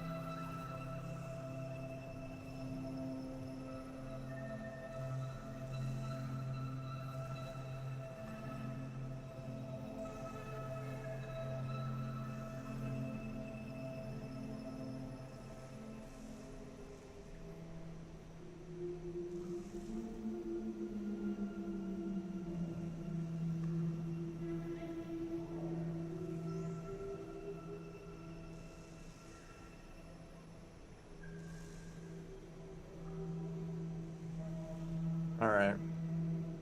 We go again.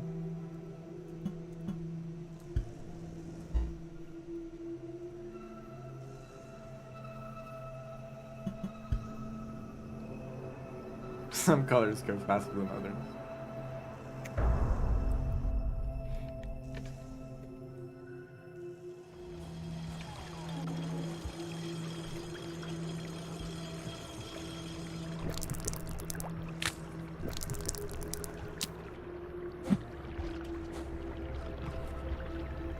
Wonder if you could chain roll pounces there. Like it almost looked like I got a roll on the next platform. I guess they're both at the same height, so like why not? Except you can't chain with fast rolls, so if you did a normal roll there, maybe it'd work.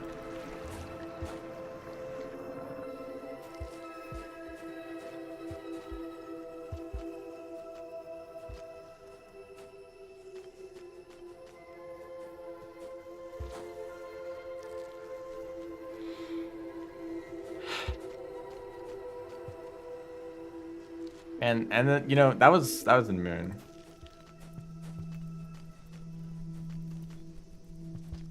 That's actually why I don't like bringing a grapple worm into that room, because you can't throw boost with stuff.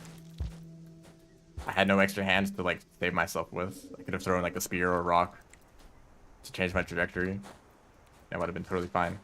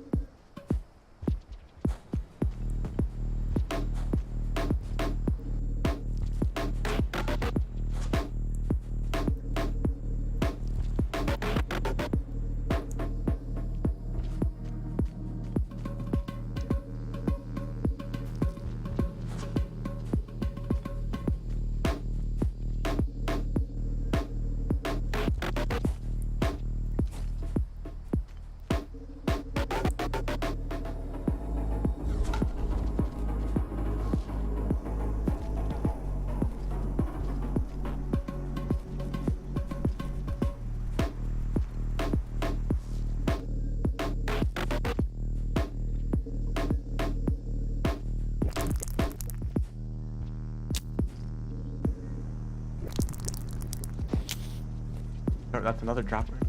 Oh, it's coming up here. Hope there's something over here.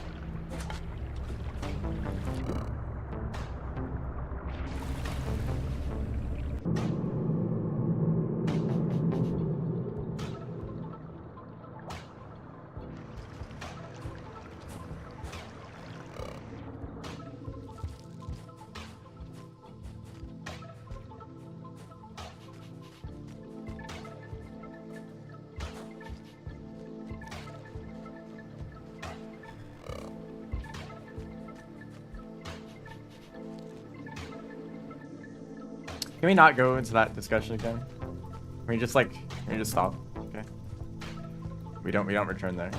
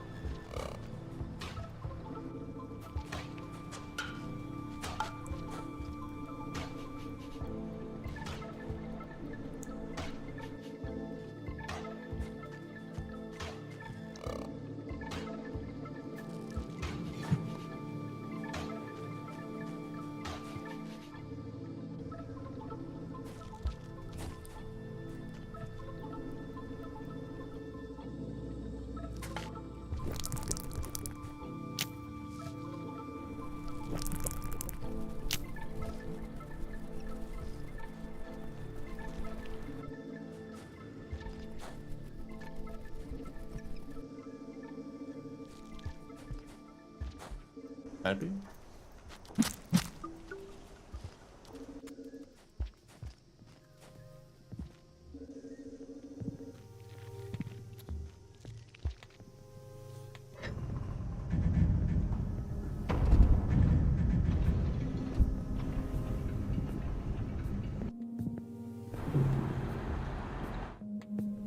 Yeah, when you're playing the game for yourself, you should play about 10 times slower than this.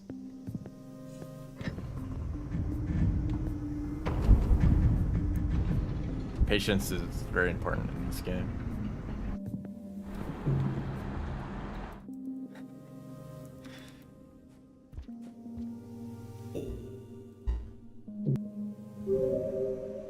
I should do that sometime.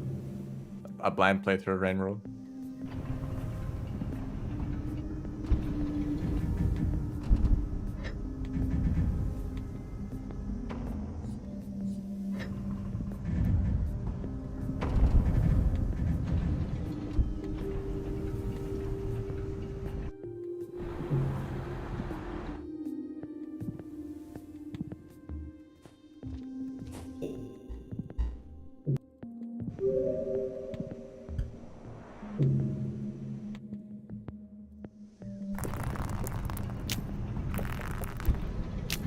People always say you should play this game without any spoilers. That's best experience blind, so I guess it's might as well be time for me to get around to that.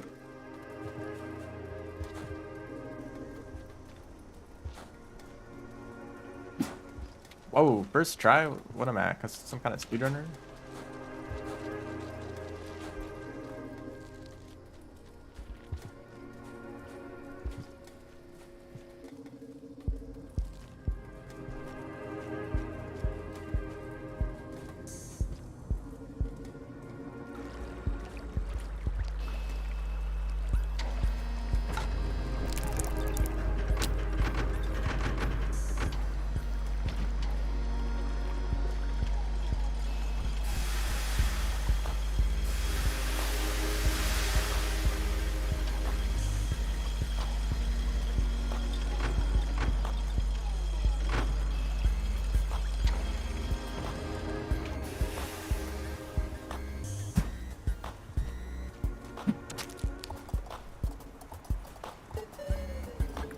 I still kind of feel like a new speedrunner to this game.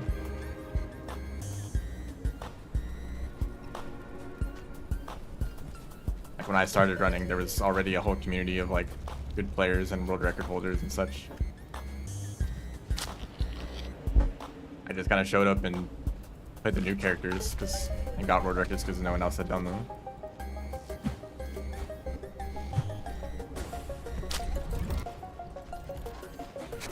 But then, like, no one else showed up to, like, beat my times easily. Why did you do that?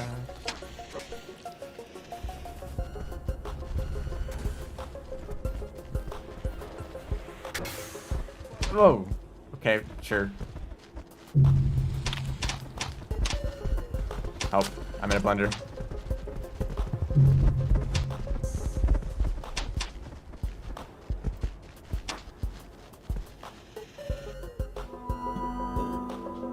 Low quality? I didn't intend to make it low quality. Or you're referring to something else?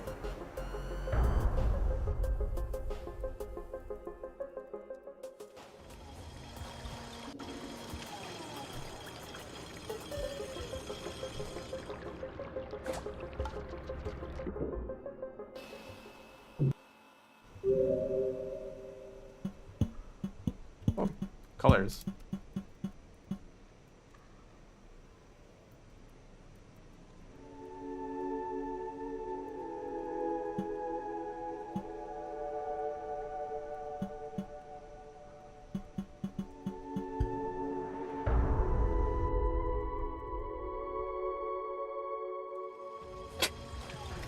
Ow, my eyes.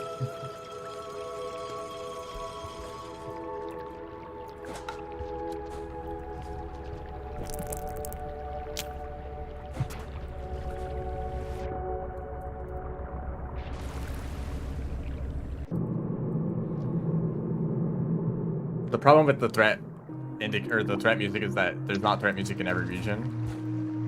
And I mean, I have music turned off anyway, but when you're doing a speedrun, most of the time some other random song is going to be playing instead of threat music. Because you're always entering new regions and then a new song plays, and then by the time that song ends, you enter a new region. So you can't hear threat music reliably. And the threat indicator lets you know immediately if there's a creature in the room that's dangerous, which is super helpful when it could be something like a scavenger or a spitter spider.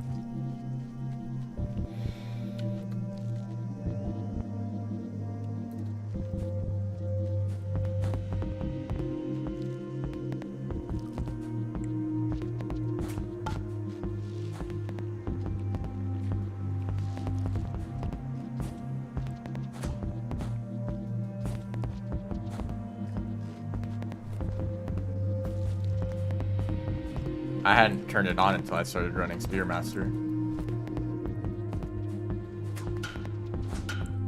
And I wanted to turn it on because I kept getting destroyed by spitter spiders in Underhang.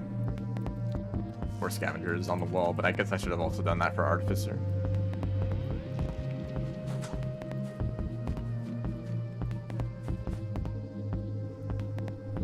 Where's perceptions? Not really. They're already so loud, you pretty much know when they're in the room already.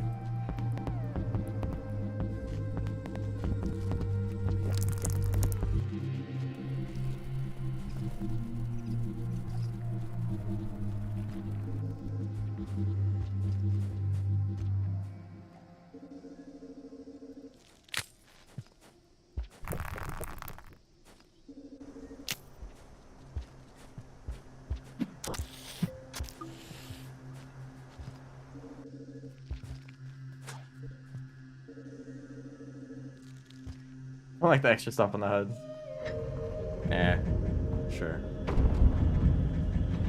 I mean, I haven't been playing for Immersion for the past, like, year, so it doesn't really matter. I mean, I have an input display in the corner, splits on another monitor, and, like, a whole, like, chat room where, like, a bunch of people are talking about the game. Immersion isn't exactly the goal anymore. Although I think this game is incredibly immersive. And, you know, that was what I enjoyed most about the game when I first played it. But now that I'm speedrunning it and live streaming it, you know, that aspect is just kind of gone now. Which, I mean, it's fine. I still enjoy playing it.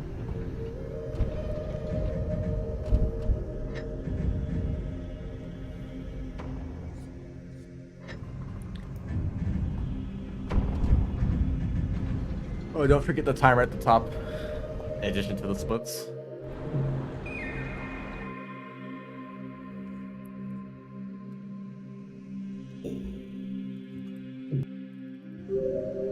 Oh, is the song loud? Or is it just because it's high pitched?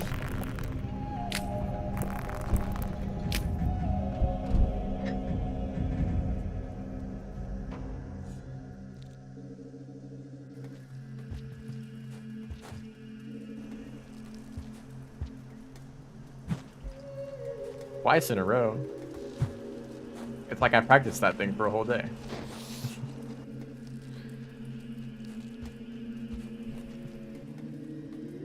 How many minutes until I die? If I die at 6 minutes.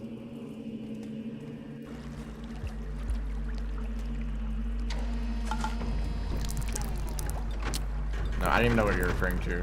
All the timers on the screen are counting up.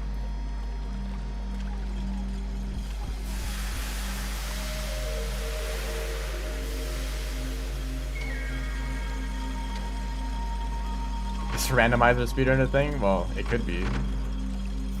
Technically, any category could be a thing as long as 3 people do a run for it.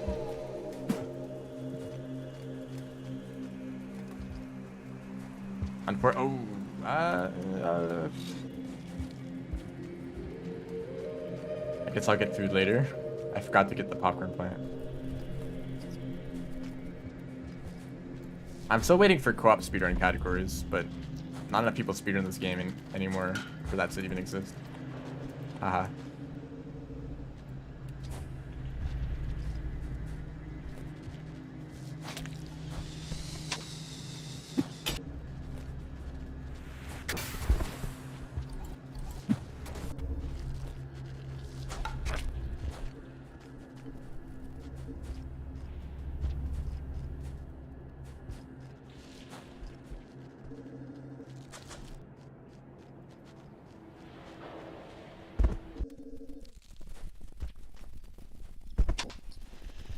Two white lizards? I got lucky.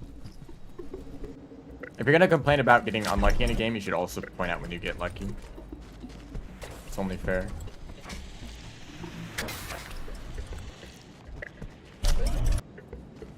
That didn't really help me.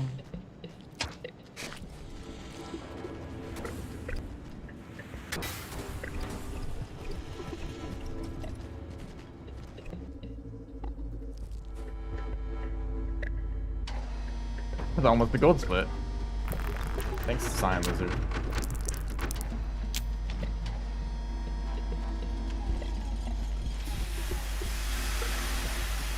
Okay, so I guess I'm going to die when I leave this gate.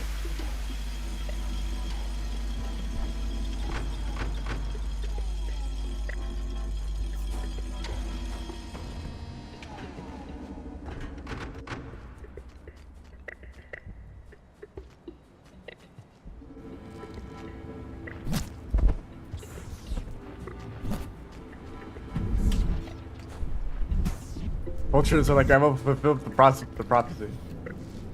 I'll do it.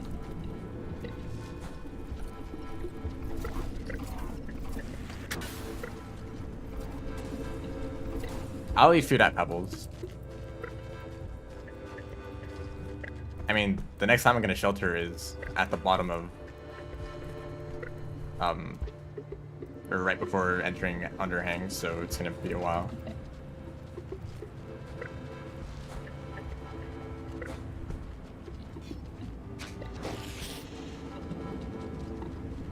Don't go after me.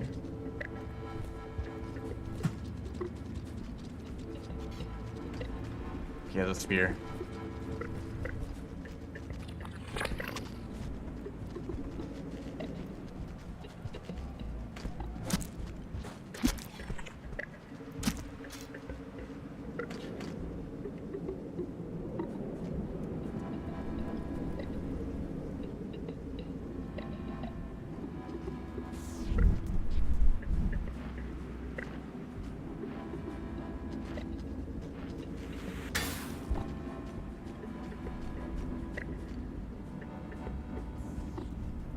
I should pick bright red, because then the vultures would know that I'm dangerous.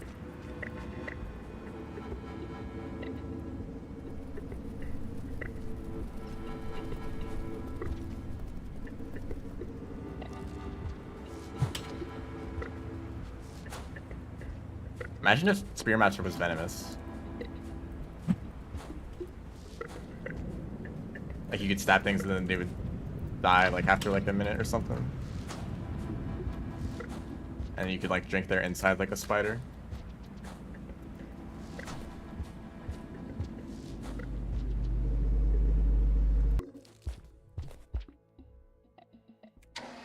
I mean, at that point you're just a spitter spider, right? With extra steps.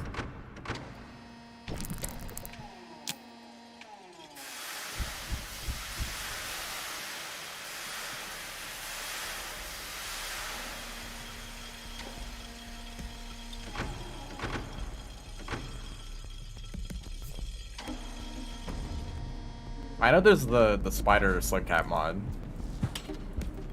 but that works the same as a spitter spider. It's not venom. Well, I guess it is venom still, but not like it's something else. I have played that before, unless you're referring to a different venomous slug cat.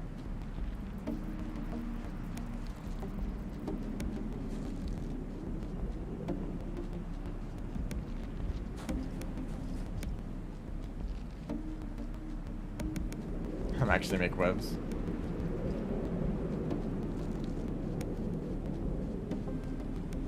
Yeah, I guess so. Like, if anything, the lantern mice are the closest, actually, because they hang from the ceiling.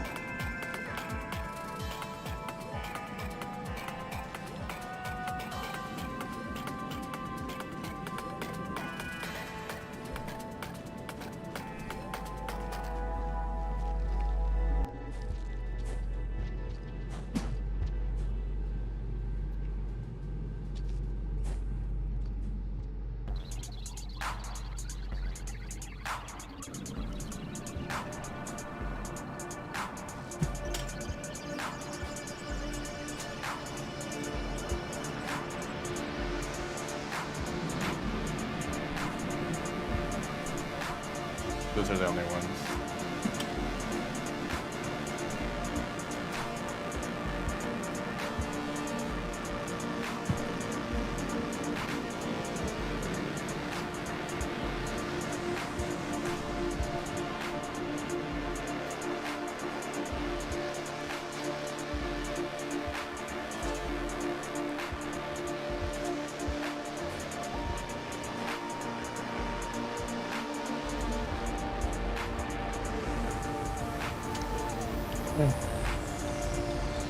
I'd have to be these colors for the good run.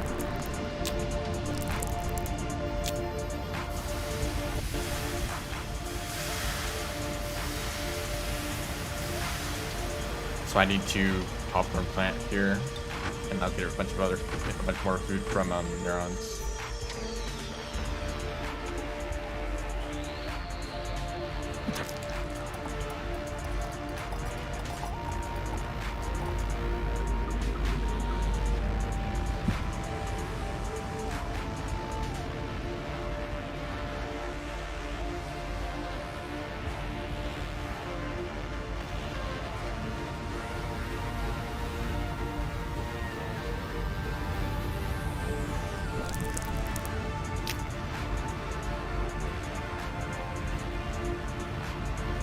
Alright, round's over.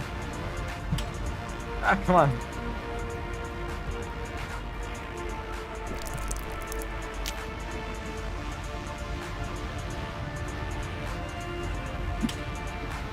I hate that.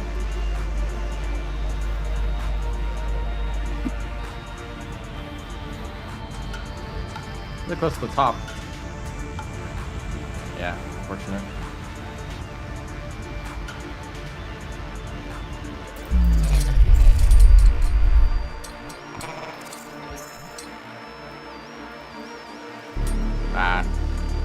Okay, I don't think that's possible because you're gonna hit the ground anyway.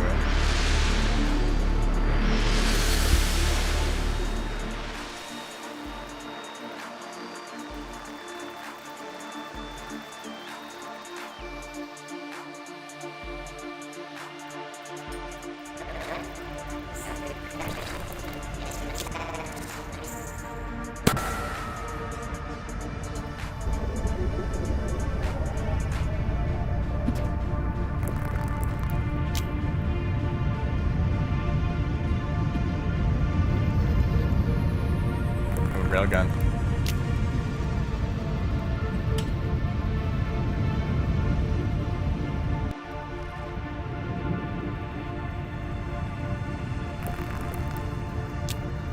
Oh, that's such a simple question. with so much complexity behind it.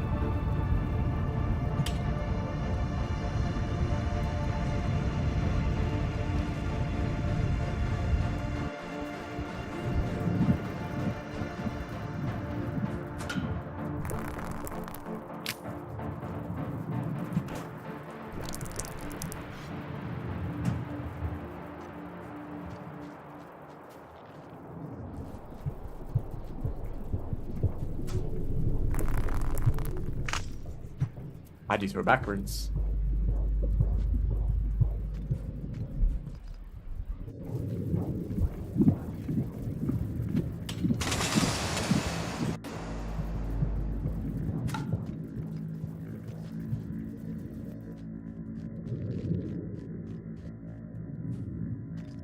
Yeah, how about you guys always give the wrong answers when it comes to spoilery topics? Just like make something up every time.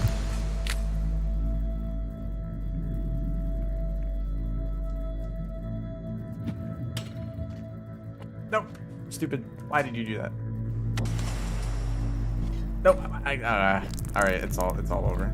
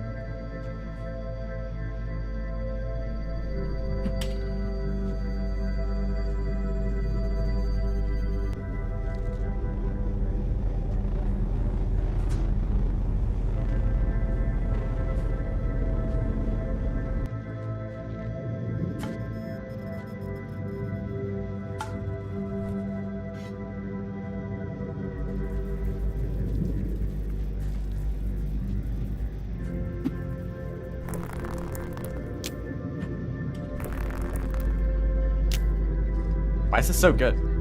Why do I have to play so well on the run where I also make so many mistakes?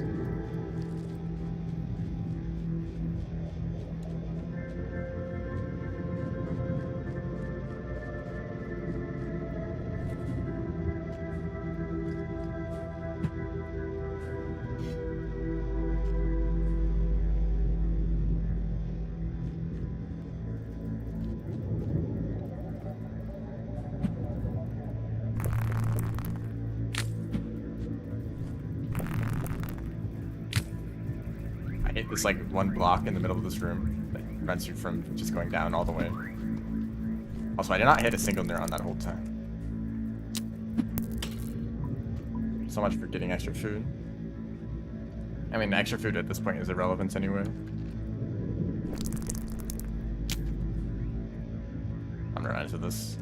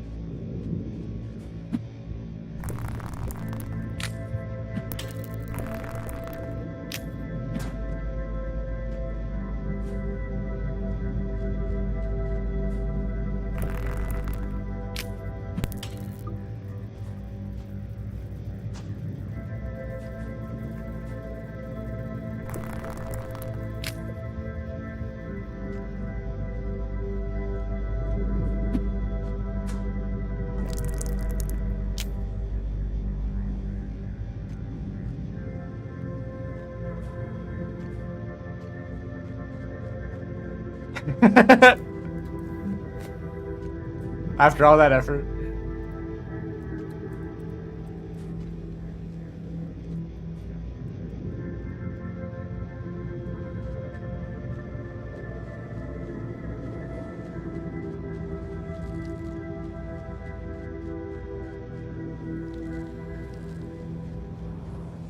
I mean, I figured you didn't care about spoilers considering you're still here. And everyone this whole time has been trying to avoid spoilers for your sake.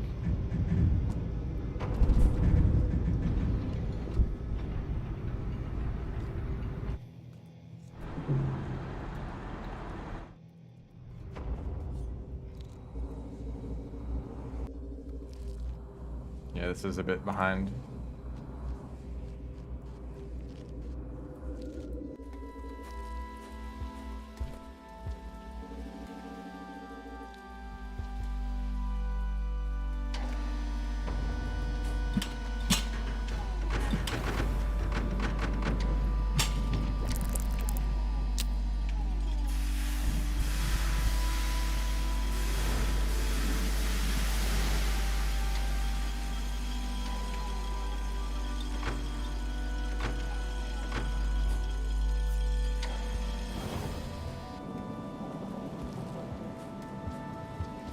I'm very blue. Actually, yeah, the color is different. Of course it is.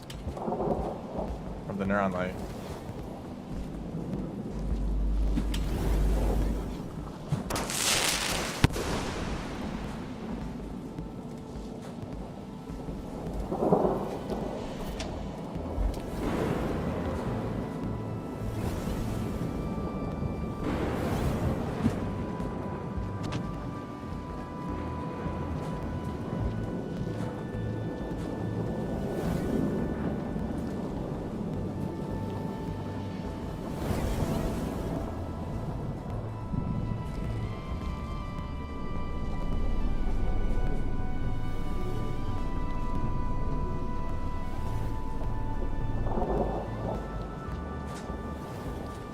I hate those poles. They're annoying.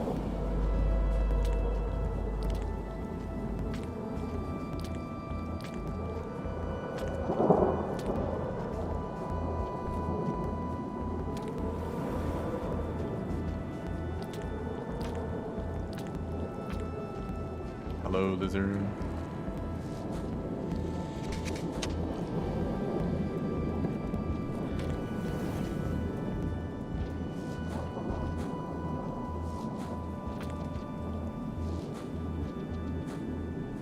Oh, you said it again.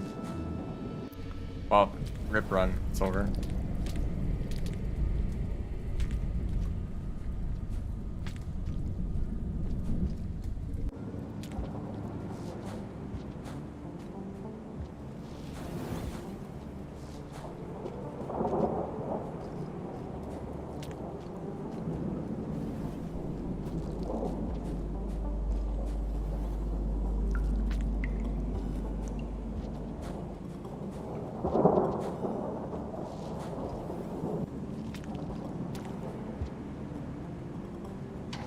Okay, I just got so lucky there. I got a better time.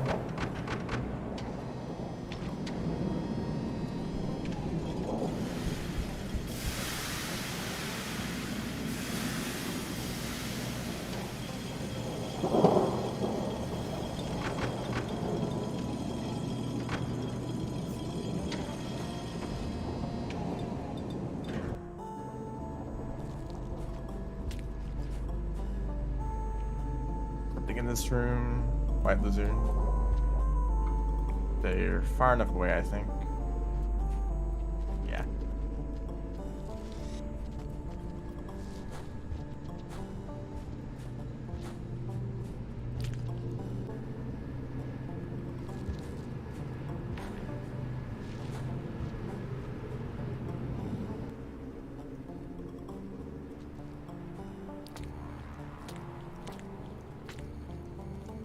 Man, you can't really grab onto that pole for some reason.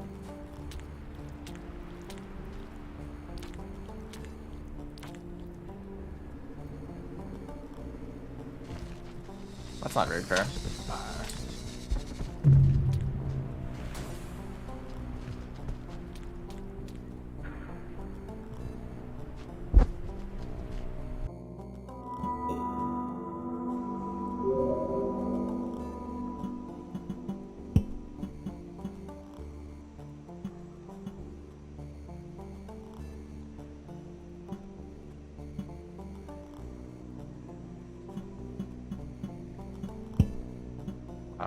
Is this spear color?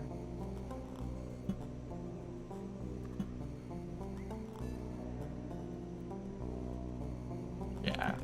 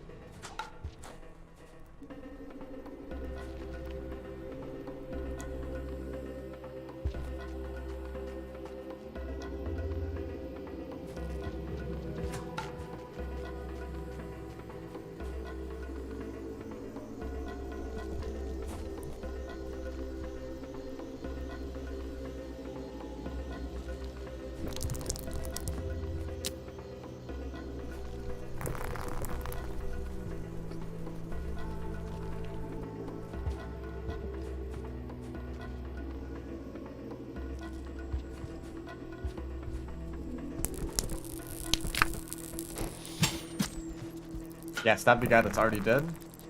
Good job.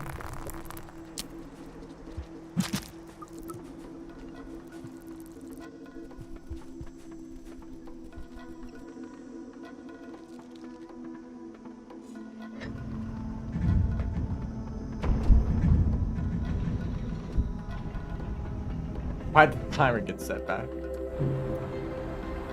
Because I died.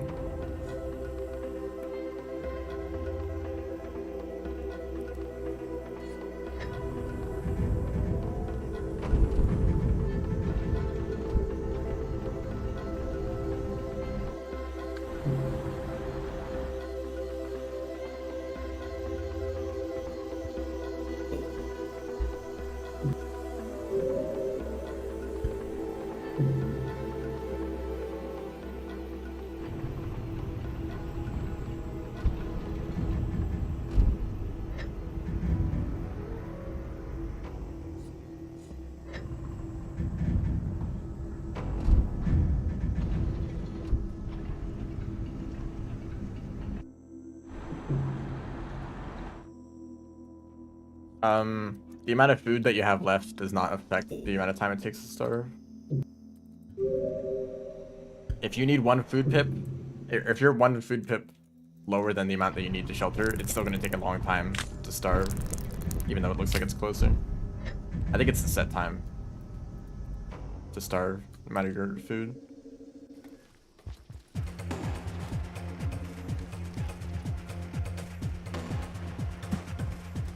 Wow, suddenly I'm good at that again.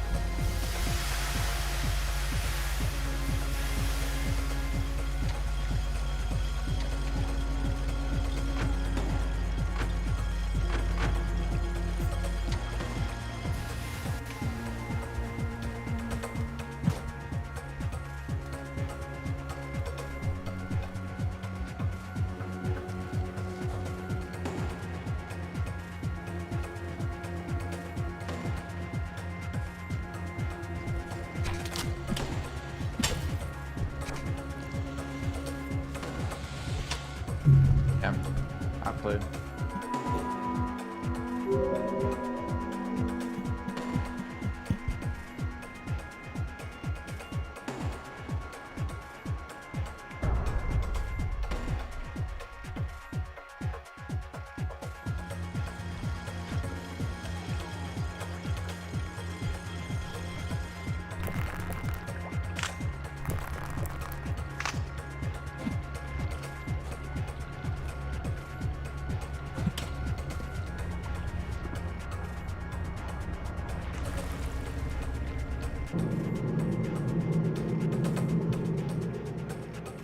Cool that you think the game looks awesome, considering that I've been doing nothing but fail to get a speedrun going.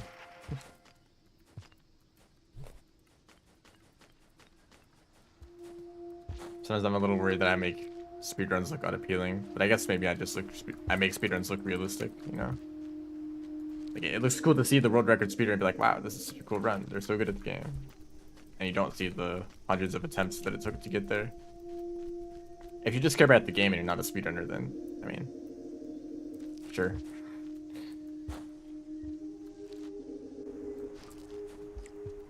Oh, I got up there. The forbidden spot.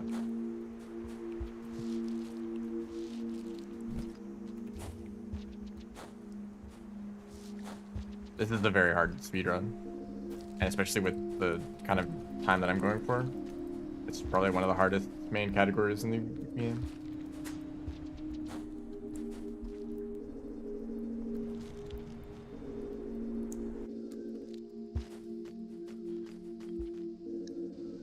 I mean, honestly, I don't know why you guys are here. I would think that watching me speedrun like this is kind of boring.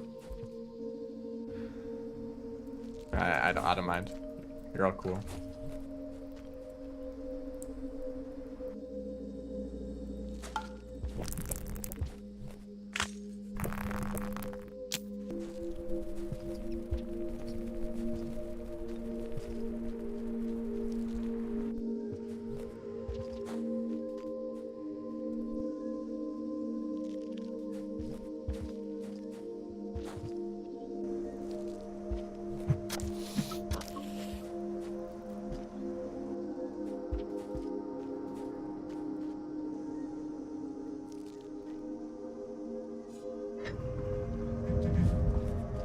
I mean, I'm not the kind of person to talk in live stream chats very often, so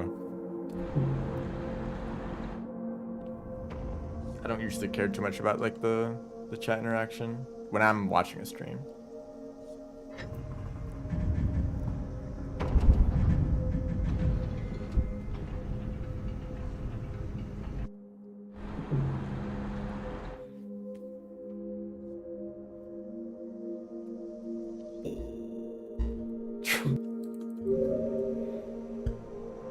Is Spearmaster the best? I don't really like Spearmaster. And it depends on what you mean by best. And I think that I don't think they're the best anyway. Unless you're like a big fan of Spearmaster and you just enjoy playing the character.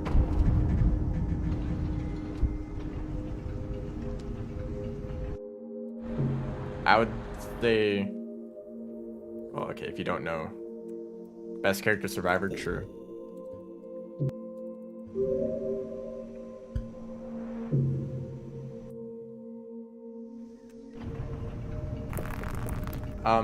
Spearmaster is one of the characters from the Downpour campaign, or the Downpour DLC, one of the campaigns, the DLC.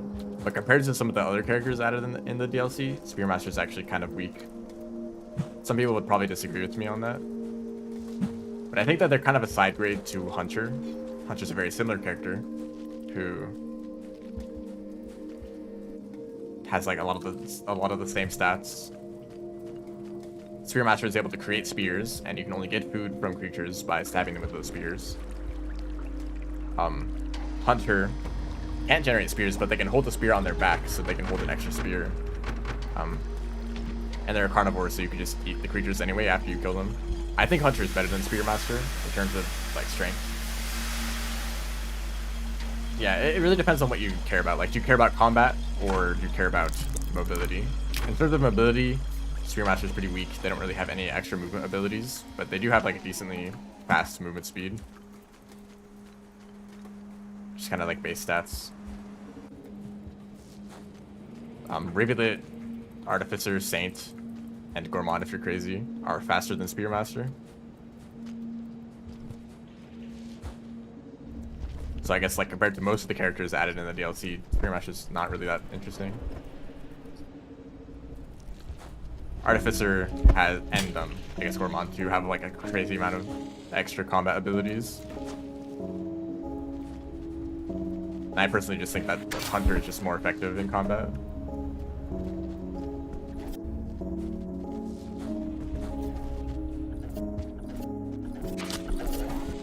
Especially since you can carry a mask. Oh wow, I threw that rock from like... Oh, of course the red gets me anyway. Hold up. I want to look at that again. Did I throw the rock from like... from somewhere else completely? Oh, stop.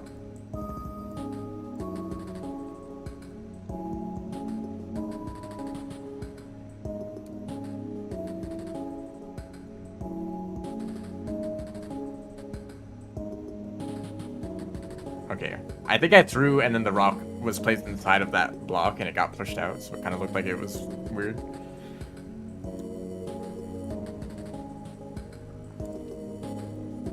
I love industrial.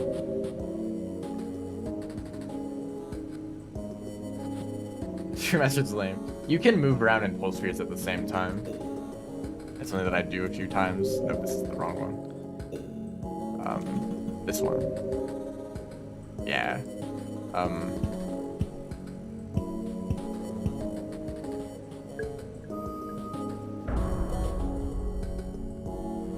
Get rid of all this. So if you're moving, you can't generate spears. You have to stand still. But it actually matters if you're pressing any inputs to move around. So if you hold down the button to generate spears and then you tap the jump button and the direction you're moving, you can generate spears like this.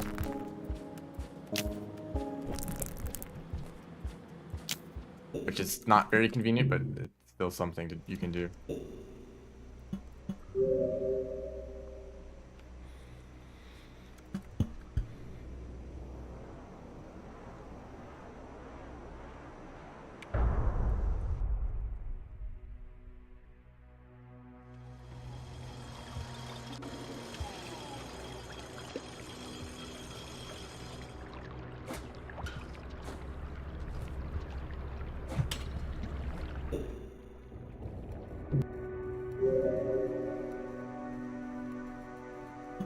so like Spore. Yeah, Brain World is just like Spore. Perfect connection.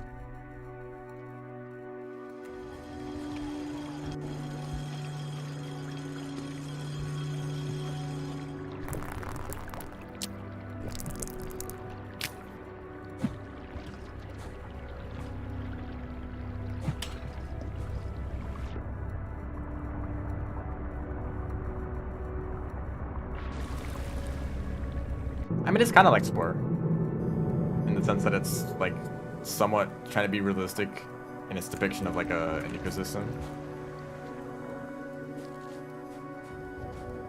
But Spore has like, well, like only one bit of Spore looks like that, and then even within that little bit, there's like a thousand differences.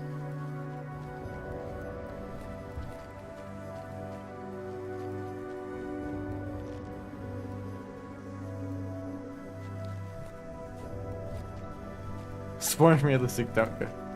Yeah.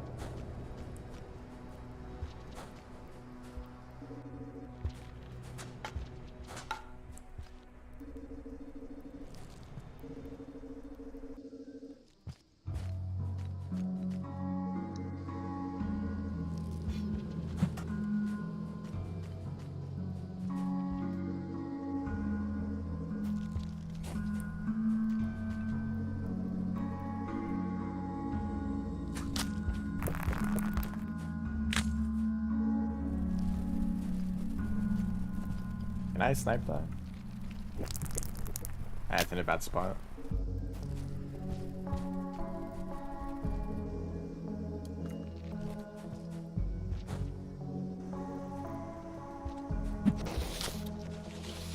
Congratulations.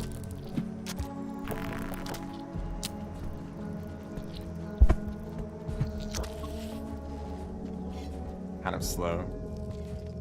I don't know why the drop wings sometimes dodge and sometimes they don't move at all.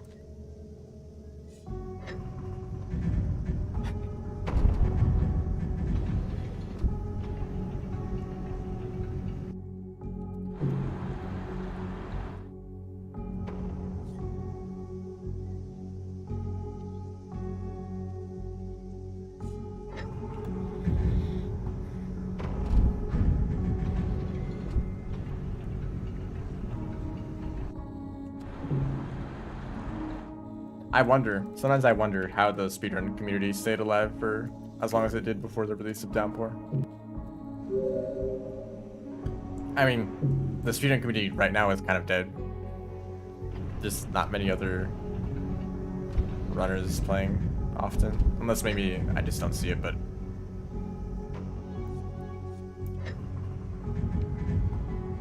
a lot of the runs that I see submitted are either like not close to like 3rd place or something, or like random obscure categories. I mean, that's still cool. It's cool that there's some people running still, but I mean, it makes sense. People are going to lose interest eventually.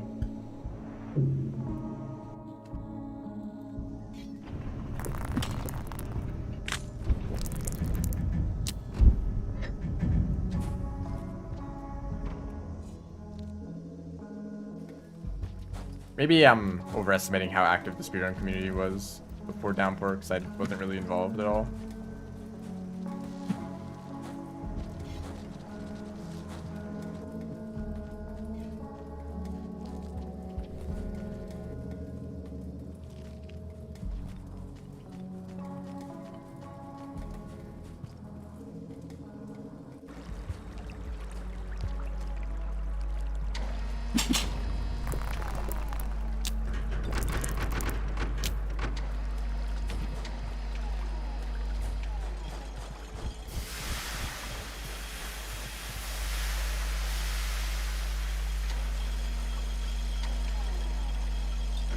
I mean, it's a hard game to recommend to people.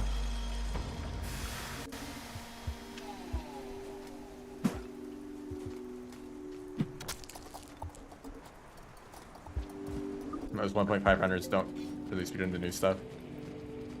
Yeah, I've noticed. Like, there's no reason that I should be the one with all the world records.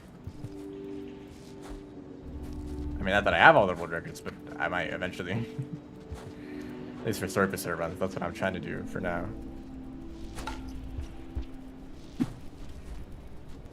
But even for like Spearmaster has pretty similar movements to Hunter, so I would think that maybe Hunter runners would be good at them. Okay.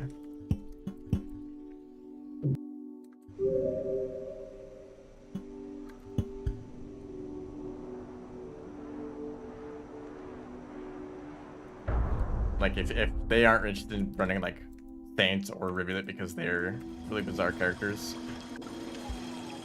like a bunch of extra abilities, like that's totally fair.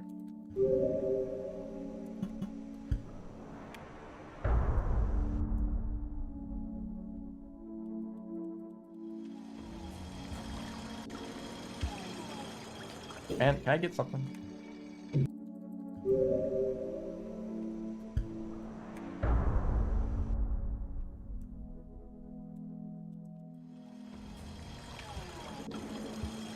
Okay, whatever. Who cares?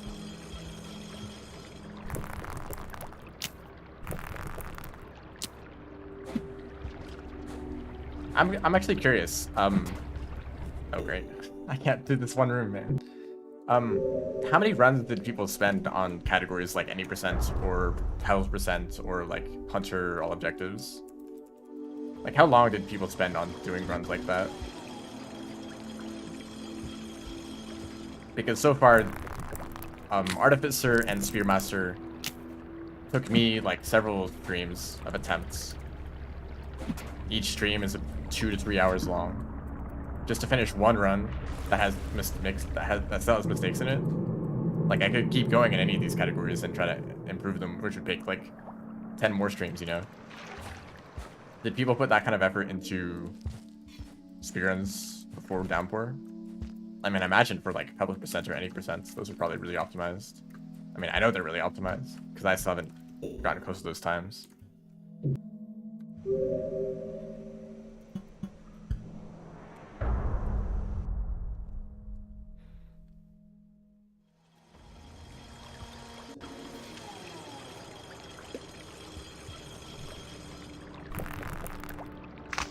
Yeah, there is a category where you can use passages to carry the pearl around, but like no one runs that. Unless maybe they do and I just haven't seen it.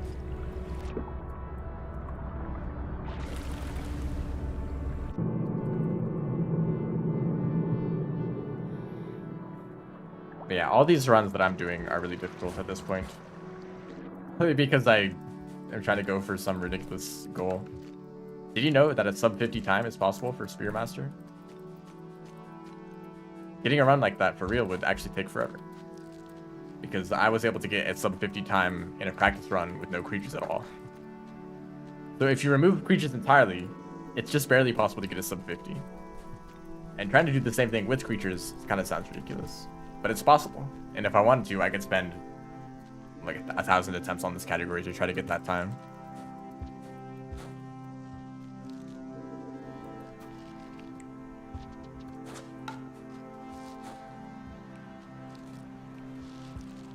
And you know, what surprises me even more is that characters like Pain Cat are actually kind of popular.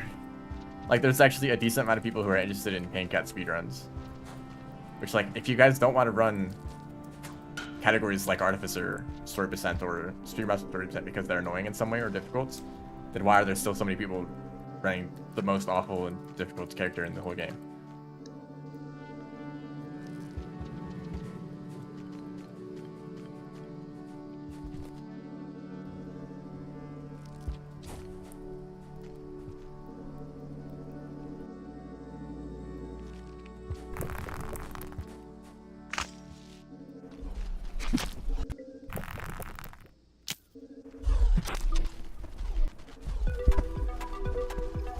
Oh, like, hey, I got food from the red lizard.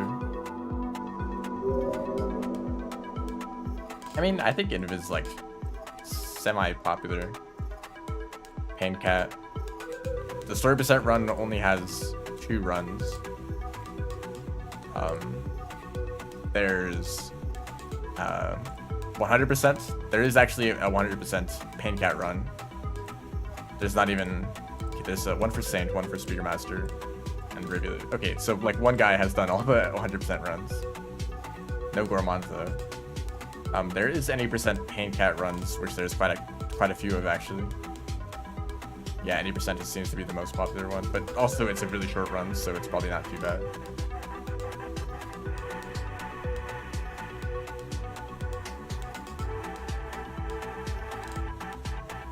My aim gets this amount of attention? That's what I'm wondering this entire time.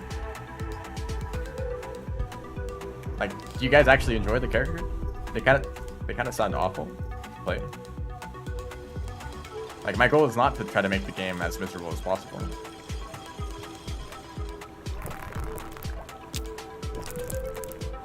I think the story percent run does involve getting the pebbles, perhaps. I don't know. I don't know much about it.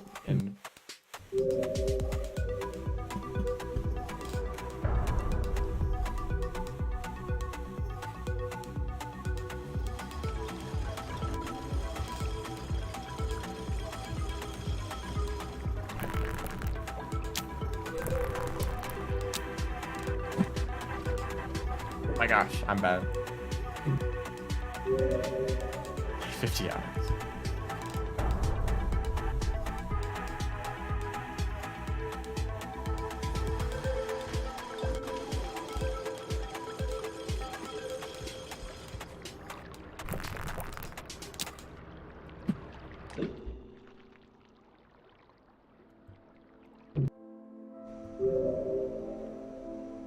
Okay, I don't know why I'm doing this.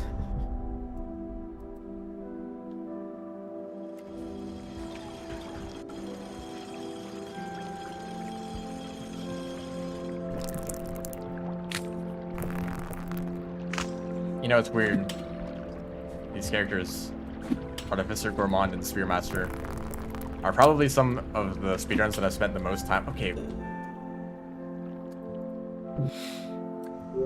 There's some of the characters that I've spent the most time on the speedruns.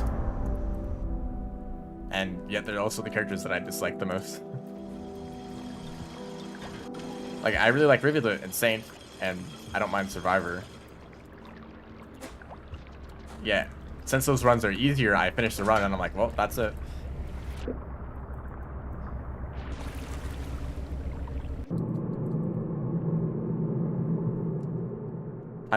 Time to move on to a new character, and then I move on to Artificer, and it takes me like 7 streams to finish one run.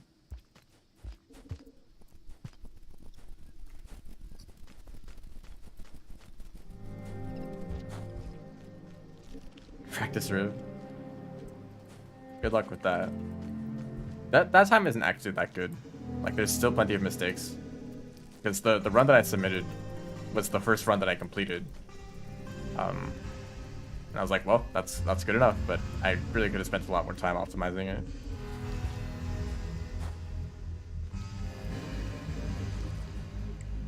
And then I need to run Gourmand again. There's still so much to do.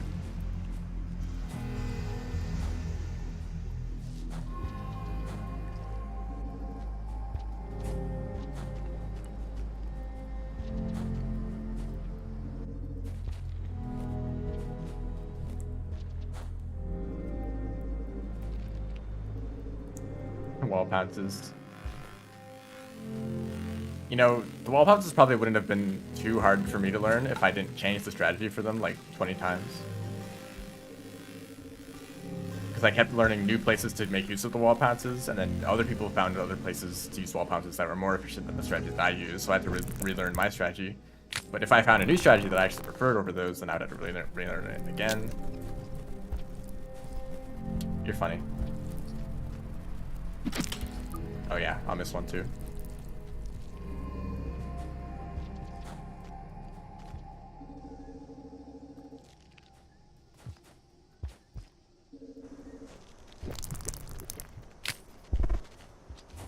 Just do this.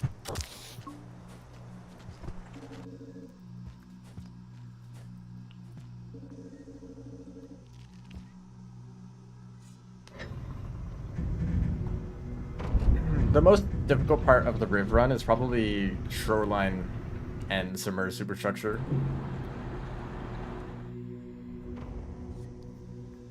Underwater movement is really easy to mess up and hard to optimize. Like if you're on like flat ground, you just like slide bounce repeatedly, and that's like you're moving very quickly, you know. Maybe add in an extended slide every once in a while.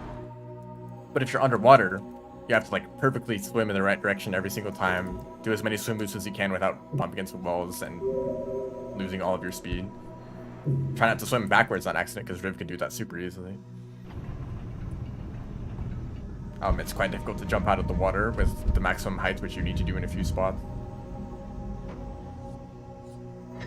Sometimes there's obstacles underwater that are hard to see that you just run into.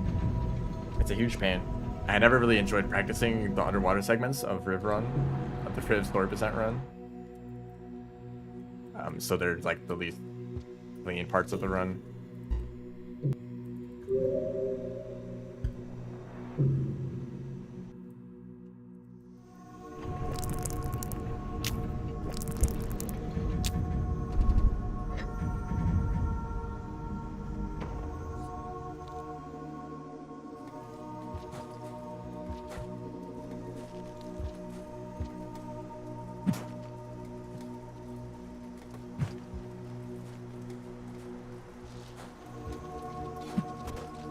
That was a mistake.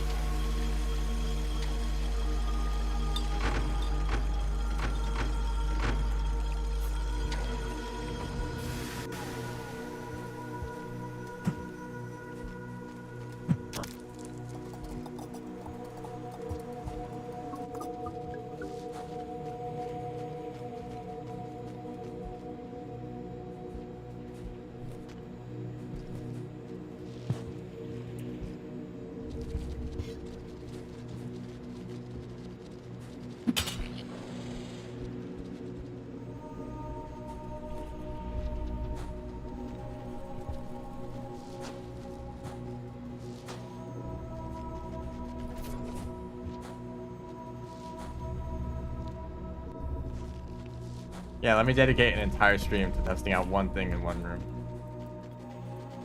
I'll start a stream, I'll have the whole intro thing, and then I'll do that test for like 1 minute. It's like, damn, it doesn't work. And that'll be it. That'll be the whole stream. I might die here.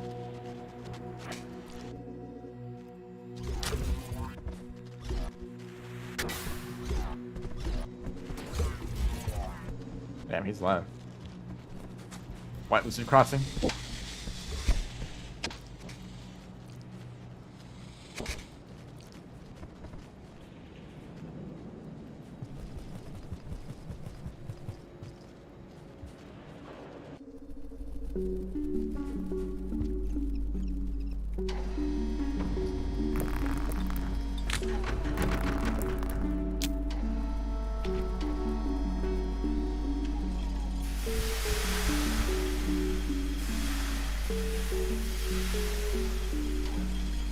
Also, being good at speedrunning does not mean that I know how to move through water faster than your maximum speed.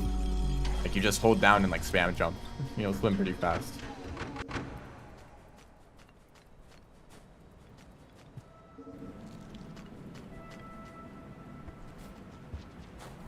You suck.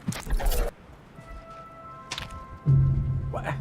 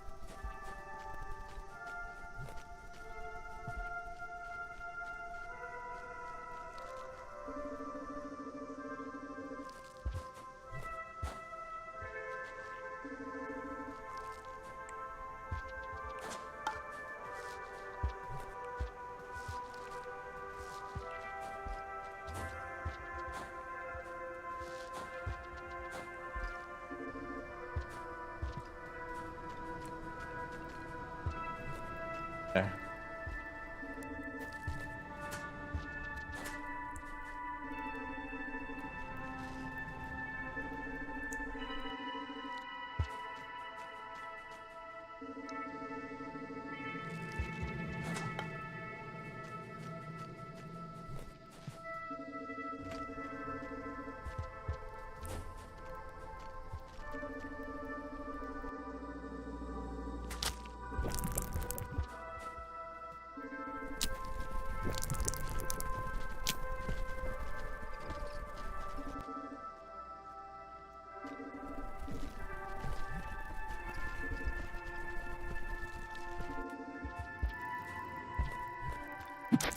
I shouldn't have thrown the second one.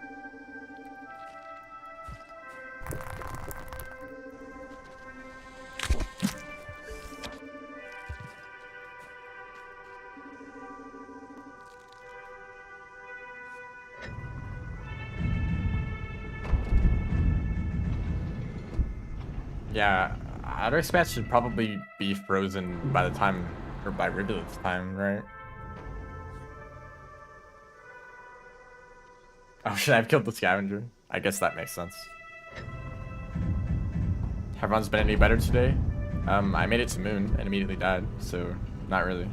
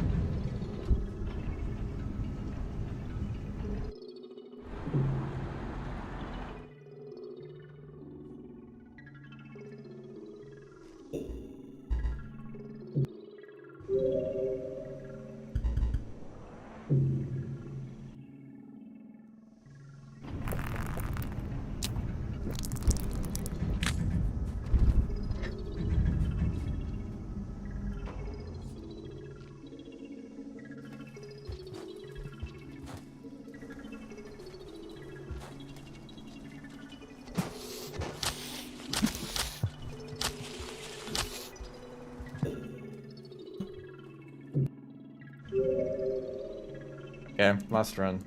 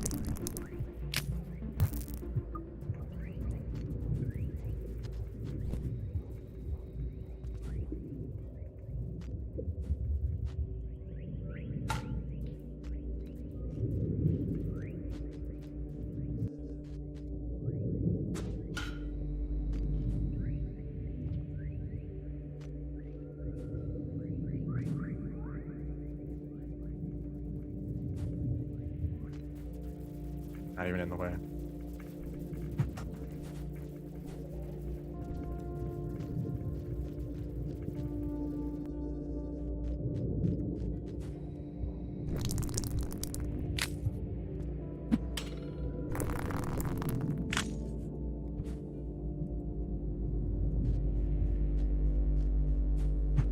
Why did I do that? You literally don't throw in that direction.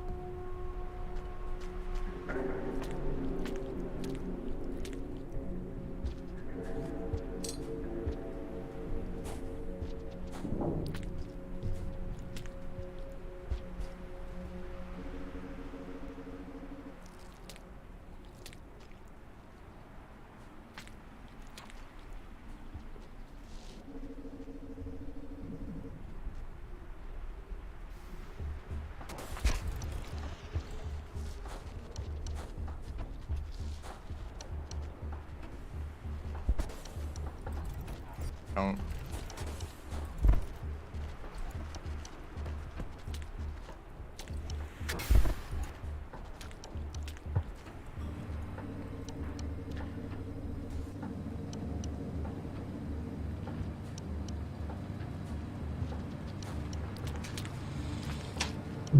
Well, alright.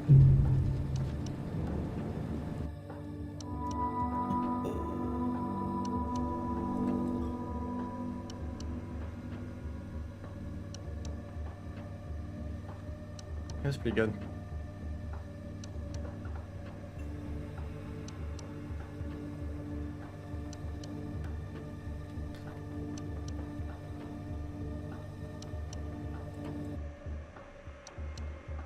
Yeah, I mean, expected. The cool thing is that you get to go through that area twice. Same with Underhang. So I've yet to even like. Yeah, there's still so much more to this run. I don't know what's up with that. There were like no creatures at all, anywhere. Where were they all? I'm not gonna get a run that lucky for like another like 3 streams, so you're not gonna see that often. I mean, I probably would have gotten unlucky later anyway. Well, alright. Thanks everyone for watching. See ya.